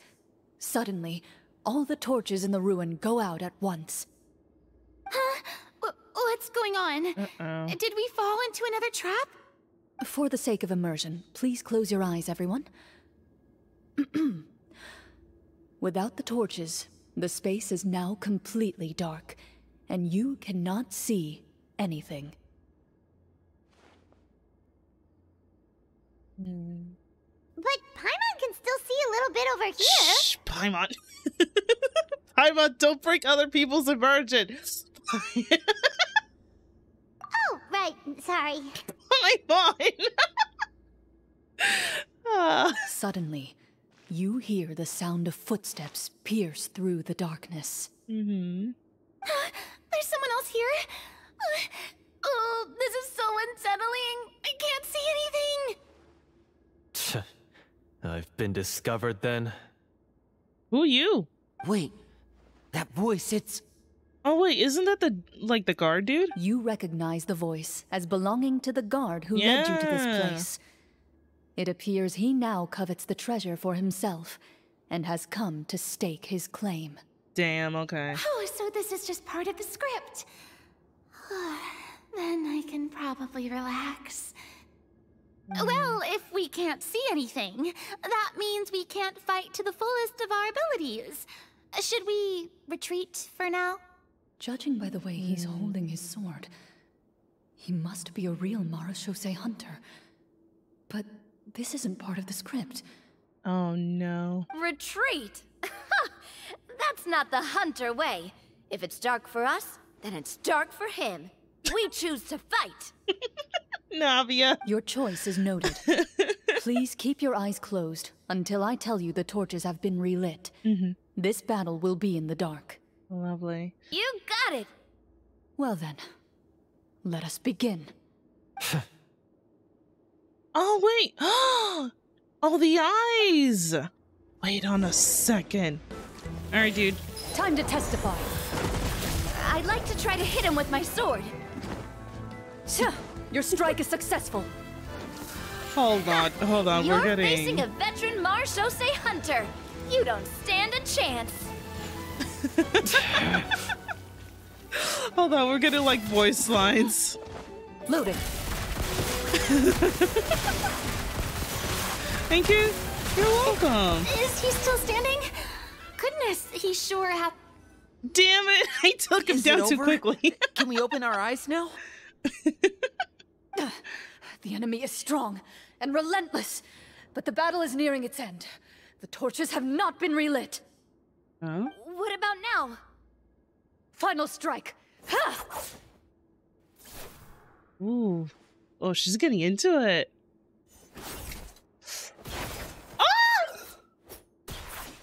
Oh, okay, that was slick. Oh, that was so cool. Oh, well, did we get him? Uh-huh. Why isn't she answering? Clorinde? Warm fire flickers across the walls once more. Your vision is now clear. In an impressive display of courage, the four of you successfully defeat the uninvited guest. That look in his eyes. It's like he became an entirely different person as soon as I defeated him.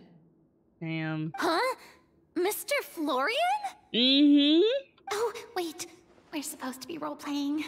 I should stay in character. Speak your name, guard. Why did you lead us here just to betray us? Is this treasure really more important to you than bringing peace to the kingdom? What kingdom? What peace? Those were nothing but lies! Damn. Okay, so this is not the play. I, Florian, am a true Marashose hunter, descended from hunters of ages past. So he's also using his real name. Or, wait, Nice. was that the name of his character from the very beginning? Farida, this isn't part of the play anymore. This is an actual thing. Then I'm even more confused. If you truly are a Marashose hunter, shouldn't you want to help us just like you said before? Shouldn't we fight together for the sake of the people? What do you know? In this day and age, there's no glory to be had as a Marashose hunter. What's that supposed to mean? My skills were passed down to me by my father. We lived a life of obscurity in the remote wilderness. Still, he devoted everything he had to being a Marashose hunter. And what did he get in return? A life of poverty and pain. In a world that forgot all about him. When he died, not a single person came to mourn his passing. Oh. The Marashose hunters were the ones who saved this city. We're heroes. We deserved more recognition and respect than this. Is he talking about how no one in the capital seems to remember the hunters and their legacy? Damn. I didn't expect the script to contain this level of social criticism. So that's why you want to take the treasure for yourself? You feel like you're owed fame and wealth? If you already knew where the treasure was located, why didn't you just come down here and take it? Yeah. Because I still needed the final key. Which Clorinde has. Only a true Marashose hunter is capable of passing through this final door. As someone who sought to hurt others for his own gain, Florian lost that right long ago. Damn. Okay, but what is this treasure anyway? We've got all the keys, right? So can we just go in and take a look? Yeah. You're sure you want to go in? I mean, why not? We've been talking about it for so long. Of course we want to see what's inside. And we've already defeated Florian, right? So he won't try to take it from us anymore. Pesky brats. Watch yourself. Oh my god. Then let's open the door together. All right. Your choice of action is confirmed. Let's do it. Clorinde takes out the keys from earlier and walks up to the heavy door. Without anyone noticing, she takes out her own key and joins it with the others to form the final required shape. Okay. Before you, the door to the treasure, sealed and undisturbed for more than 100 years, finally swings open. You hear the shrill wail of the door hinge as it rotates for the first time after years of disuse. Almost like a sleeping giant letting out an extended yawn. You get the impression that the secrets buried behind this door might be just as heavy as the sound you just heard. It's open! Come on, let's go in! Paimon wants to see inside!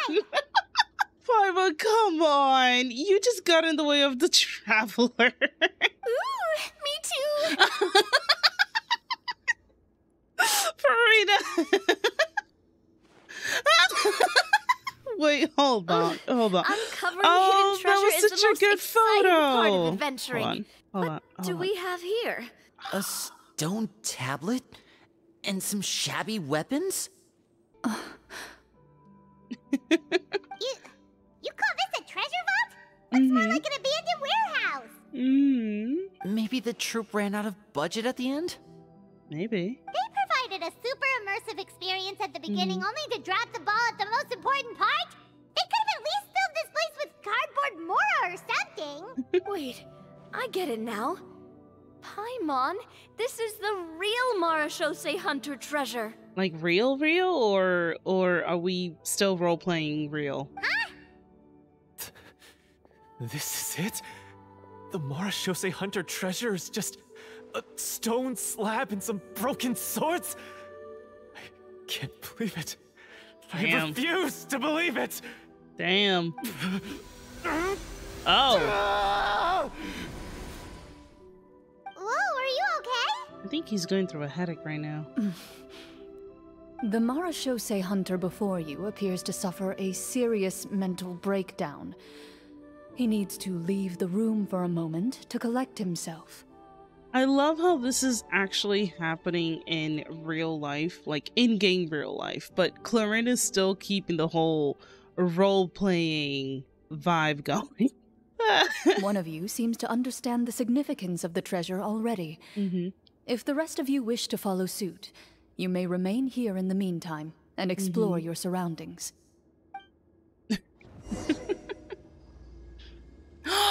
Wait, because we're controlling Clorinde. Wait, this is so weird. We get to see the Traveler actually, like, not being controlled by us. Oh, this is so weird. So, how are you doing? Feeling any better? What just happened? Do you remember how you got here? Or what happened to your body just now? I remember now. His eyes are back to normal. Because I wanted to... the explosives in the cave! Huh? You mean these? Huh? How did you... I could tell something was off the moment I stepped into this cave, so I kept an eye out. I've already dismantled the whole thing. So the strongest champion duelist in all of Fontaine saved the day once again. Guess I shouldn't be surprised. It would seem your skills as a Marachose Hunter are as sharp as ever. I deserve some answers, don't you think? Tell me why you wanted to lure me here. Everything you said earlier sounded like the truth. Luckily, your monologue was dramatic enough to convince my friends you were just role-playing. I don't know. I just always felt like there was something in my heart that didn't belong to me. Something agitated and angry. Who knows? Maybe it was my own anger all along. I could never really tell. The feelings about my father and the other Marachose Hunters are real. It just wasn't fair. I was angry, bitter that no one remembered them or praised their accomplishments. Yeah. I don't know when it started, but at some point, my anger came to completely consume me. At that point, I remembered the legend my father used to tell me. The one about the treasure. But if the treasure was all you cared about, why plant all those explosives? Wouldn't they just destroy the treasure and bury you along with it? I can't remember. My head is a mess. It felt like there was this voice telling me to eliminate the hunters, but now, no, trust me. It's gone. Yeah, because now your eyes are back to normal. From your description, I suspect you were dealing with a Devorator. A what now? A Devorator? A Devorator. Oh, your master, your father, I mean, never talked about it? It was a kind of monster that was active several centuries ago. No, I've heard of it. I'm just not sure why you suddenly... Wait, it can't be. The seal! The seal? My family has served as Marachose Hunters for many generations. But the title and swordsmanship weren't the only things passed down over our line. There was a seal as well. My father instructed me to always watch over that seal and maintain it regularly. He said it had been passed down over a truly ancient age, and protecting it was our clan's most important duty. But I neglected that duty after he died. I finally decided to come down and check on it one day, and that's where my memories become fuzzy. The Devorator would be a formidable adversary for any mortal being, even ones as capable as the Hunters. If you lacked the power to completely destroy it, you could easily fall prey to its influence and corruption. In light of this, some Marachose Hunters chose to seal the Devorator away, in the hopes that a permanent solution would come with the passage of time. I heard it has the power to amplify the obsessions and desires in people's hearts, to the point where they overtake you entirely. Damn. It would seem I'm not just lacking in skill with a blade, but in mental fortitude as well. Unfortunately. And yet, you were able to retrieve 3 of the 4 keys. If I remember correctly, each was entrusted to a respected and capable hunter. How did you manage it? One of them belonged to my father. Okay. The second I stole from a different hunter. Damn. And the third was one that I snatched while the person was on the way home from the tavern. I nearly died in that alley. Oh, that's messed up. I know just how strong you are. It's as clear as day to everyone in Fontaine. I observed you from dusk to dawn, but could never find any opportunity to sneak up on you. I never even saw you drink a single glass of liquor. Damn. The only way I could think to obtain that last key was to lure you here using your hobby, and then... Oh, I get it now. That monster, it wanted to bury you here alongside the treasure. I won't comment on anything else, but the script was good. Well, I did pour my heart and soul into it. The stories my father used to tell me about the glory of the heroic Marechaussee hunters and how they came to be forgotten. It's more than just a story. Huh? You're proud to be a hunter. You're still holding onto that part of yourself, no matter how small. I have done so many despicable things. I have nothing to be proud of. Then explain the purpose of the evil sorcerer in your story. Yeah.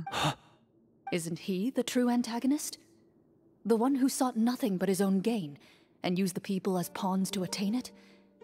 In your heart of hearts, he was the one you truly wanted to defeat. But I've already tainted my sword. I no longer have any right to... Wake up, Florian. Remember how you introduced yourself earlier. Do you really think the hunters acted out of a desire for honor and glory? Or to be loved and acknowledged by the people? What did your father teach you about our order? Tell him. You do not wield your sword for yourself, but to protect those you serve. There's nothing special about a blade. It's the intentions of the wielder that matter above all else. Damn. Do you still not understand? Even after seeing the treasure for yourself? The contents of that room, they represent the true legacy the hunters left behind. Come on, dude, wake up. There you go. I am a Marechaussee hunter. It's time for me to redeem, to finally serve the people I vowed to protect all along. There you go. I wouldn't be so quick to push aside the need for redemption. I know. But still. That's a charge I won't bother to defend myself against. Good. Then, come with me. And help me see the script through to the end. See the script through to the end? But there's no more script left. We gotta leave it with a happy ending. Never finished it, huh? No, I mean, I wrote the script with the sole purpose of luring you all here. There was no reason to write beyond this point. Then we'll just have to keep writing it. The evil sorcerer still needs to be defeated. You mean the Devorator? Are you saying I have to make up the rest of the script as we go along? Is that really so hard? You've already written most of it. Surely you can write an ending where the hunters win and justice prevails. Hey! I'll be there to help you too. You aren't afraid your party will fall into danger? I know what my friends are capable of. And they're all Trust me, we got Navia who's ready to use her fucking umbrella. Navia would not hesitate to use her skills. Then, are you going to tell them the truth about all this? I don't intend to spoil the fun. Sometimes, protecting dreams and fantasies is more important than exposing the truth. Don't you think? Crystal Fly. What'd you guys find? They're back! That took a while. Ahem! My fellow Marashose hunters, please forgive me, for I have sinned. Oh, that is such a classic lie. Tone it down. Sorry. After crossing swords with you and witnessing your courage in battle, I've rediscovered my true self and regained my pride as a Marashose hunter. Let's go. Oh, do I smell a redemption arc? I confess, I was brainwashed by the evil sorcerer. He asked me to lure you here so he could bury you in this cave. That little... Wait, you're saying all of that wasn't you, but the evil sorcerer? That's right. He's adept at manipulating the hearts and minds of the people. I fell under his influence because I did not possess a strong enough sense of will. Damn. Huh. And how are you going to prove that you're a changed man? We're not going to fall for the same trap twice. To be perfectly honest, I only came to my senses after seeing the treasure. It reminded me of my father's past teachings. The treasure was actually... The names of all the Marashose hunters from ages past and their weapons? Oh? Wait, you already know? Of course. Don't underestimate a veteran role player's exploration skills. Oh, wait, I mean Marashose hunter Navia's exploration skills. We just finished reading through the content of the stone tablet. Damn it, I didn't get the chance to read it. That tablet recorded the lives of some fascinating people. For example, this Marashose hunter called Est. She inherited the responsibilities of the Golden Hunter and passed judgment on many people. But in private, she had a very easygoing personality. Her favorite pastime was singing and dancing with her friends, and she was said to have a beautiful voice. So, she was just like you. Oh, you really think so? You do have a beautiful voice. Well, when you put it that way, I suppose I also have a few things in common with this Walter. Working as an executioner, he supposedly used a countless number of tricks to confound his enemies in battle. Oh, if only I could have seen the feats of magic he pulled off back then. Their lives were all so exciting. You could write so many cool books about their accomplishments. How could they have all been forgotten? Because they chose to be. To hunt monsters that only appear in the shadows, you must also operate in the dark. To be a Marashose hunter is to willingly give up on wealth and fame. Then this stone tablet must have been left behind by their companions. That's right. Few Marashose hunters ever revealed their identity to the public. They always protected the city from the shadows. The only time they spoke of their accomplishments would be at night, when they gathered with their fellow hunters in front of the bonfire to share stories of the monsters slain by their hand. Okay. So, this tablet was created not so that the hunters would be remembered by the people, but so that they would be remembered by each other. That's kind of cute. No wonder this place was so well hidden. You regard the stone tablet in solemn silence. The names of your comrades etched onto its surface serve as a reminder that you are never truly alone. The tablet proves that, although a hunter walks a shrouded path, it is not a solitary one. There will always be those who walk beside you, a fact that remains as true today as in ages long past. Their legacies shall continue to be passed down from generation to generation, as everlasting as the stone onto which their names are carved. Father, you once told me that I should seek out the treasure if I ever became lost. So this is what you wanted me to find. I have decided to trust you, Florian. I'd like to do an insight check on him. Nah, we'll trust you. Thank you, my friend. You are very kind. I implore you, everyone. Please give me a chance to make up for all I've done. Allow me to fight alongside you and defeat the evil sorcerer that threatens the peace and prosperity of everyone in this kingdom. I love how the kingdom is basement. Well, I say we let you join. Sounds good to me too. Everyone makes mistakes. What matters is what you do to make up for them. I have no objections, but... Mr. Florian, do you even know how to defeat the evil sorcerer? When he took over my mind, I gained some insight into his thoughts. Every time I thought of the treasure, he reacted with a strong sense of fear. Fear? Huh? He's afraid of the treasure? But there's nothing here except some broken weapons and the stone tablet. What if the secret's hidden inside these weapons? Huh? GM, permission to investigate. Okay. Check success. At first glance, the weapons appear absolutely ordinary. But as you observe them, you notice a faint energy emanating from within. These blades have slain countless monsters. Though it's been a long time since they were used in battle, their edges remain sharp, as if they're simply waiting for the next worthy hunter to carry on their legacy. So basically, take these with us, right? I'll take this weapon, since it used to belong to Est. Maybe it'll find comfort in being held by someone who appreciates the arts. Clorinde, you deserve something way better. Not the silver sword.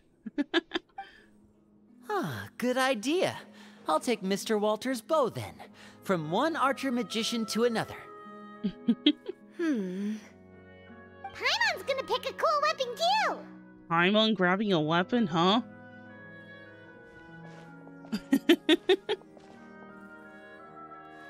As you grip your weapons, you can almost feel the will of past hunters coursing through your being. It's a feeling of courage, determination, a silent vow passed down from generation to generation that says, eradicate the monsters, no matter the cost.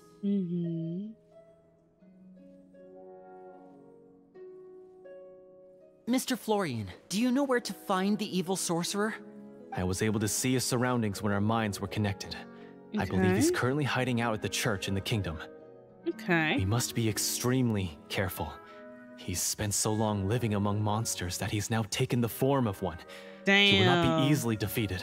Okay. Nah, we got this. Then why don't we explore some more and try to find some higher level gear? We don't want to just fight him and lose, right?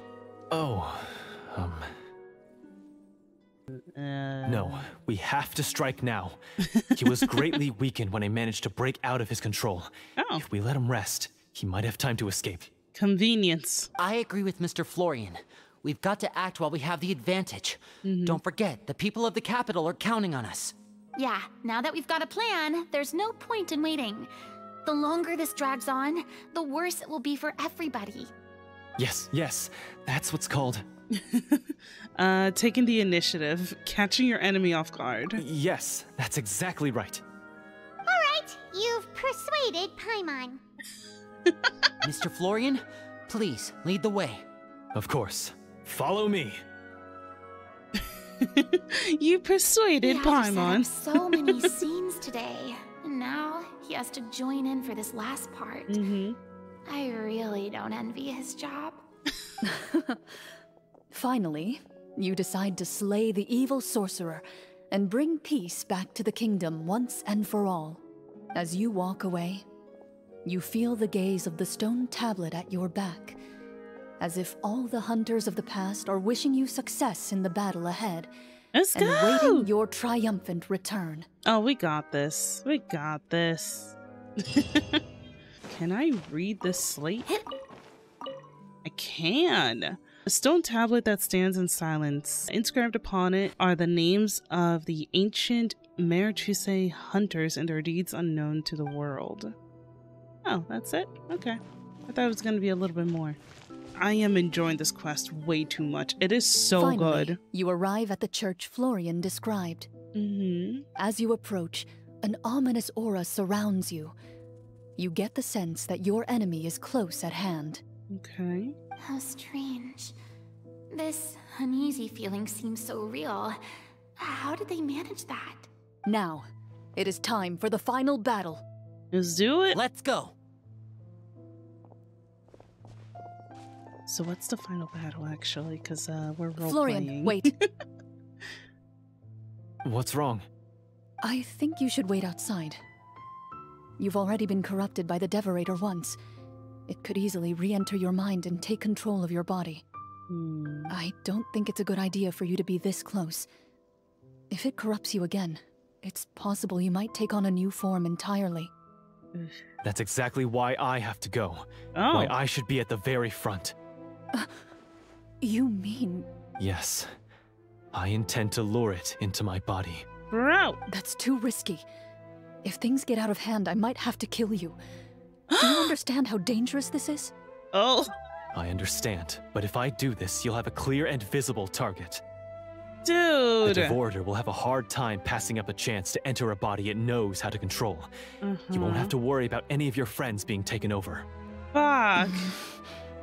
You're not like me, Miss Clorinde. You're a just and powerful Marechaussee hunter. The monster broke free due to my error. It's only right that I shoulder the responsibility for its destruction. This is something that I have to do. Well. Consider it a duel to restore my honor. My only request is that you give it your all. Wow. I understand. Then, as a champion duelist, I hereby accept your request for a duel, and extend to you my most sincere regards. Thank you. The battle is now upon us. Let the Devorator once again tremble under the blade of the Marechaussee hunters. Well, it was nice knowing him, I suppose. Oh no. And everyone thinks that we're just role-playing. Although, to be fair, I honestly believe that everyone, except for Farina, I think everyone actually believes that this is like a real thing. And they're just playing around. I think Farina is the one that's still role-playing. At least, like, that's what I'm, like, you know, guessing.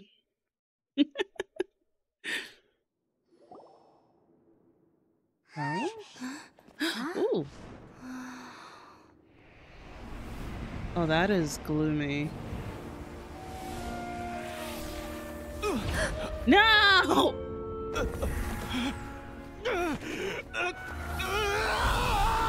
Oh. Oh. So lifelike. Uh-huh. Let's go! Yes!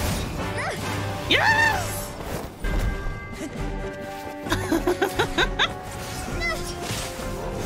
Ooh! Ooh! Yes! Bro! Okay, that was slick.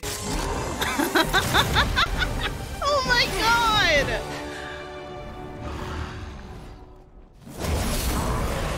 Why is nothing working? This foe is not invincible. You hold the treasure. The power to defeat it in your own 2 hands. The treasure? You mean... The names! It's the Marechaussee hunters' names! How are we supposed to... You forget, Paimon? There's still one skill we saved until the very end. Oh yeah, the secret one. Hunters fight not for fame, but to aid the people whenever they are summoned. Walter the Marechaussee hunter, master of 1,000 tricks, executioner of the Phantom Hunters. I call for aid! Est, the Marechaussee hunter. Wait, this is so cool! Judge of the Shadow Hunters. Answer my call! Wait! Ah! Petronia, protector of justice and order. The hunter I respect the most. Thank you for saving my friend, the best one I'll ever know. Please, lend us your strength. Wait, that is Clorinde's master!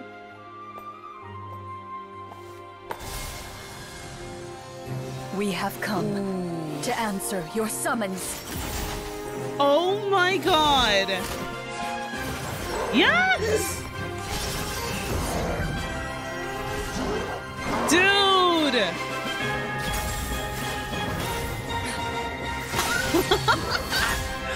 Yes!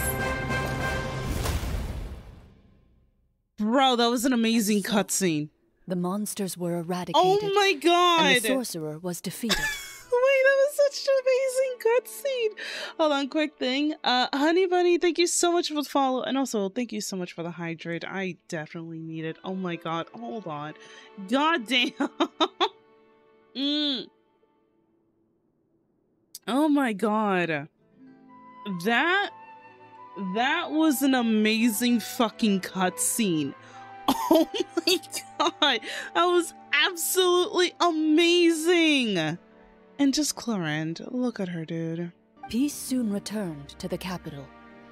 Those in the court, manipulated by the sorcerer, also recognized the errors of their ways. Some remembered the names of the heroes who saved their kingdom, but others simply continued their lives none the wiser. Such is the story of the Marechaussee Hunters. They pursue the phantoms in the darkness and exterminate all who pose a threat. Oh, I just realized that the dude is dead. RIP NPC number, who knows how much. Goddamn. They will always protect the city and those within it, even should all memory of their accomplishments be forgotten by the very people they serve. Oh god. I am assuming we've finally reached the end of the script. Yep. Yes, you've reached one of the better endings. One of the better endings. It's a pretty solid story overall. I thought it was just an ordinary adventure at first, but the further we got into it, the more impressed I became with the production and the plot. Oh, Farida, if only you knew. That final battle especially. All the effects were super realistic. Farida. Oh, right. Yeah, totally. Navia knew. Navia knows. Navia knows that it was actually real life and it wasn't just a play. That's a really good point. What you doing? I never expected the weapons we picked up from that vault would have that kind of effect. Liddy knows. Yeah, mine nearly scared the daylights out of me when it started glowing. I took a good look at it after we got out, but I don't think it ever lit up again. Oh, we should probably give these props back, right? I'll just leave mine here. Did you have a good time? Of course. Let me know if another script like this comes around. Rita's so innocent. Sure, no problem. Then I'll head back for now. I think I need some time to fully digest everything that just happened. I'm sorry, but just the idea that everyone knows. And Farina's just like, yeah, you know, like, this is such a play, you know, like, he's not dead. He's just pretending to be dead. Like, it's fine. Oh, Farina. Once Mr. Florian is awake, please pass on my regards to him. He must be extremely exhausted to have passed out cold like that. Yeah, totally. You're right. He's had a lot to deal with. Well, see you all some other time. Toodaloo. Bye, Farina.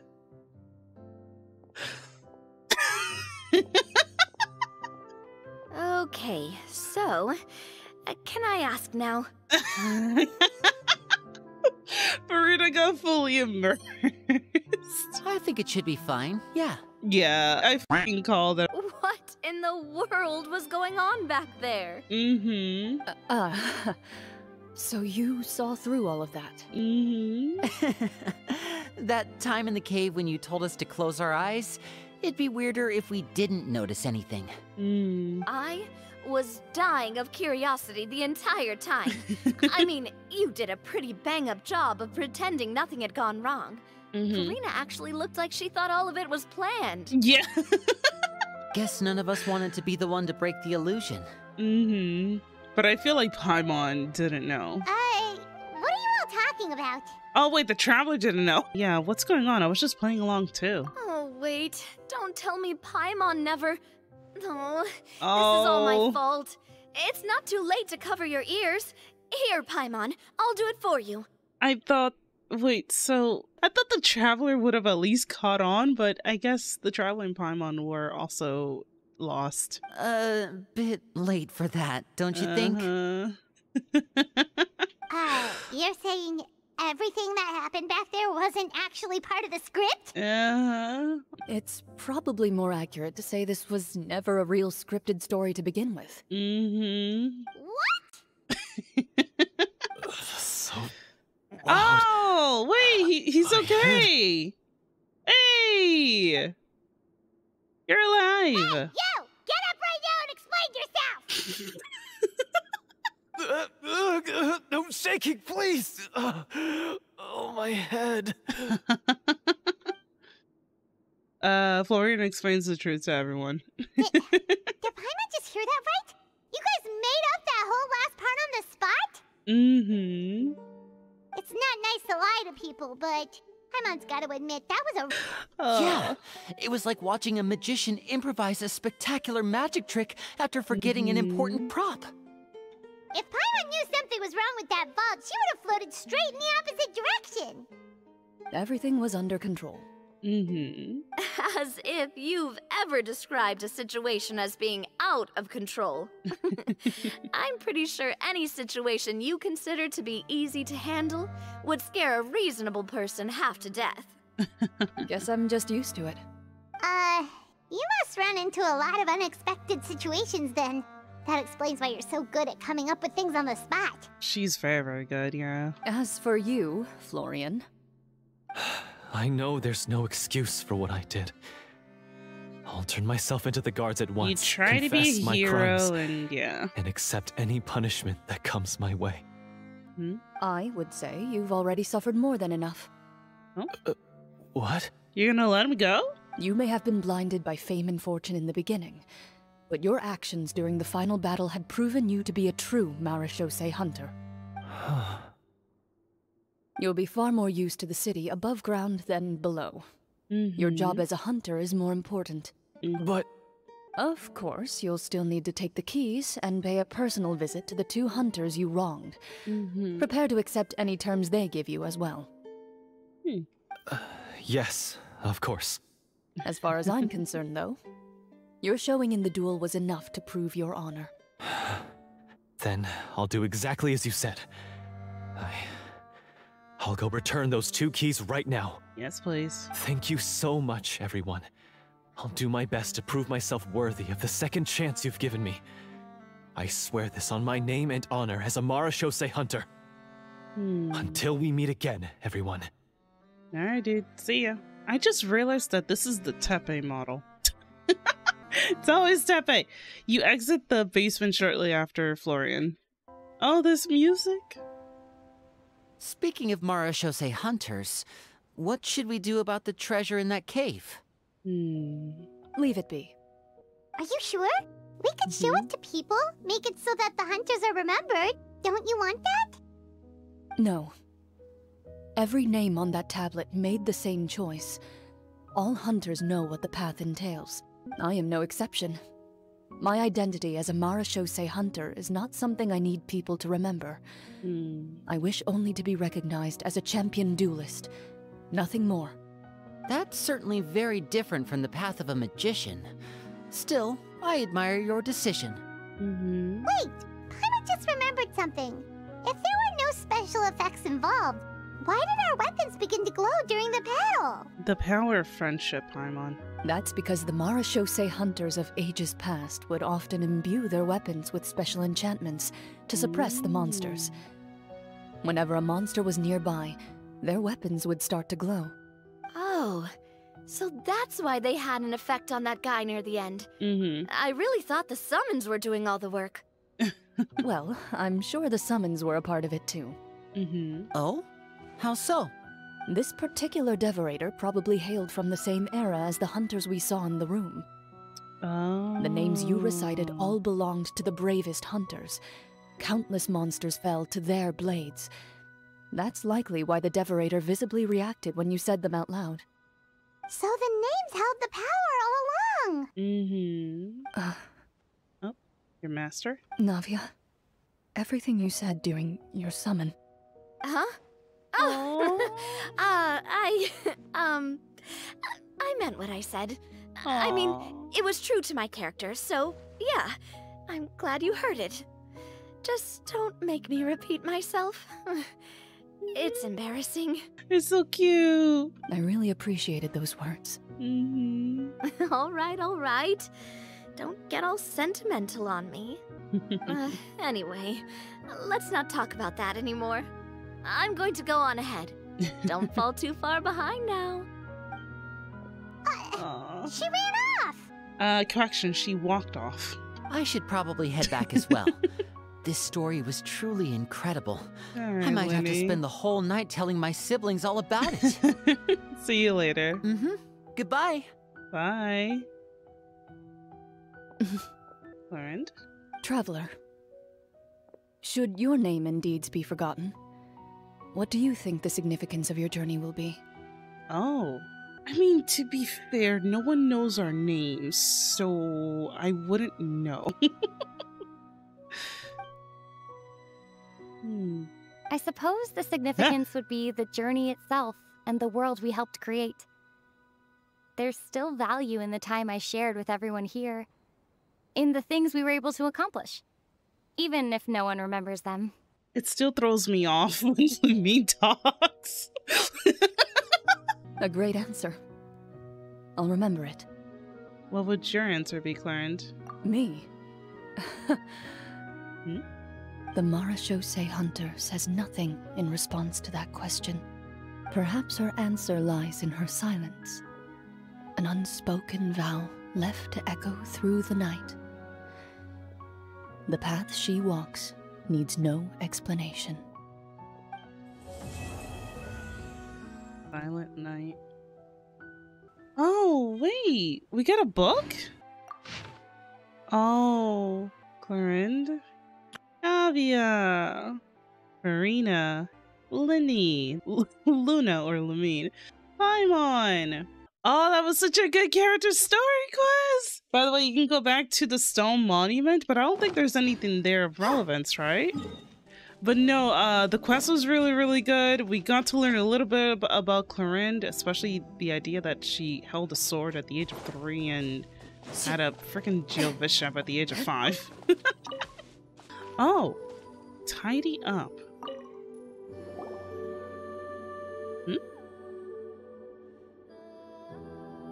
Oh, wait.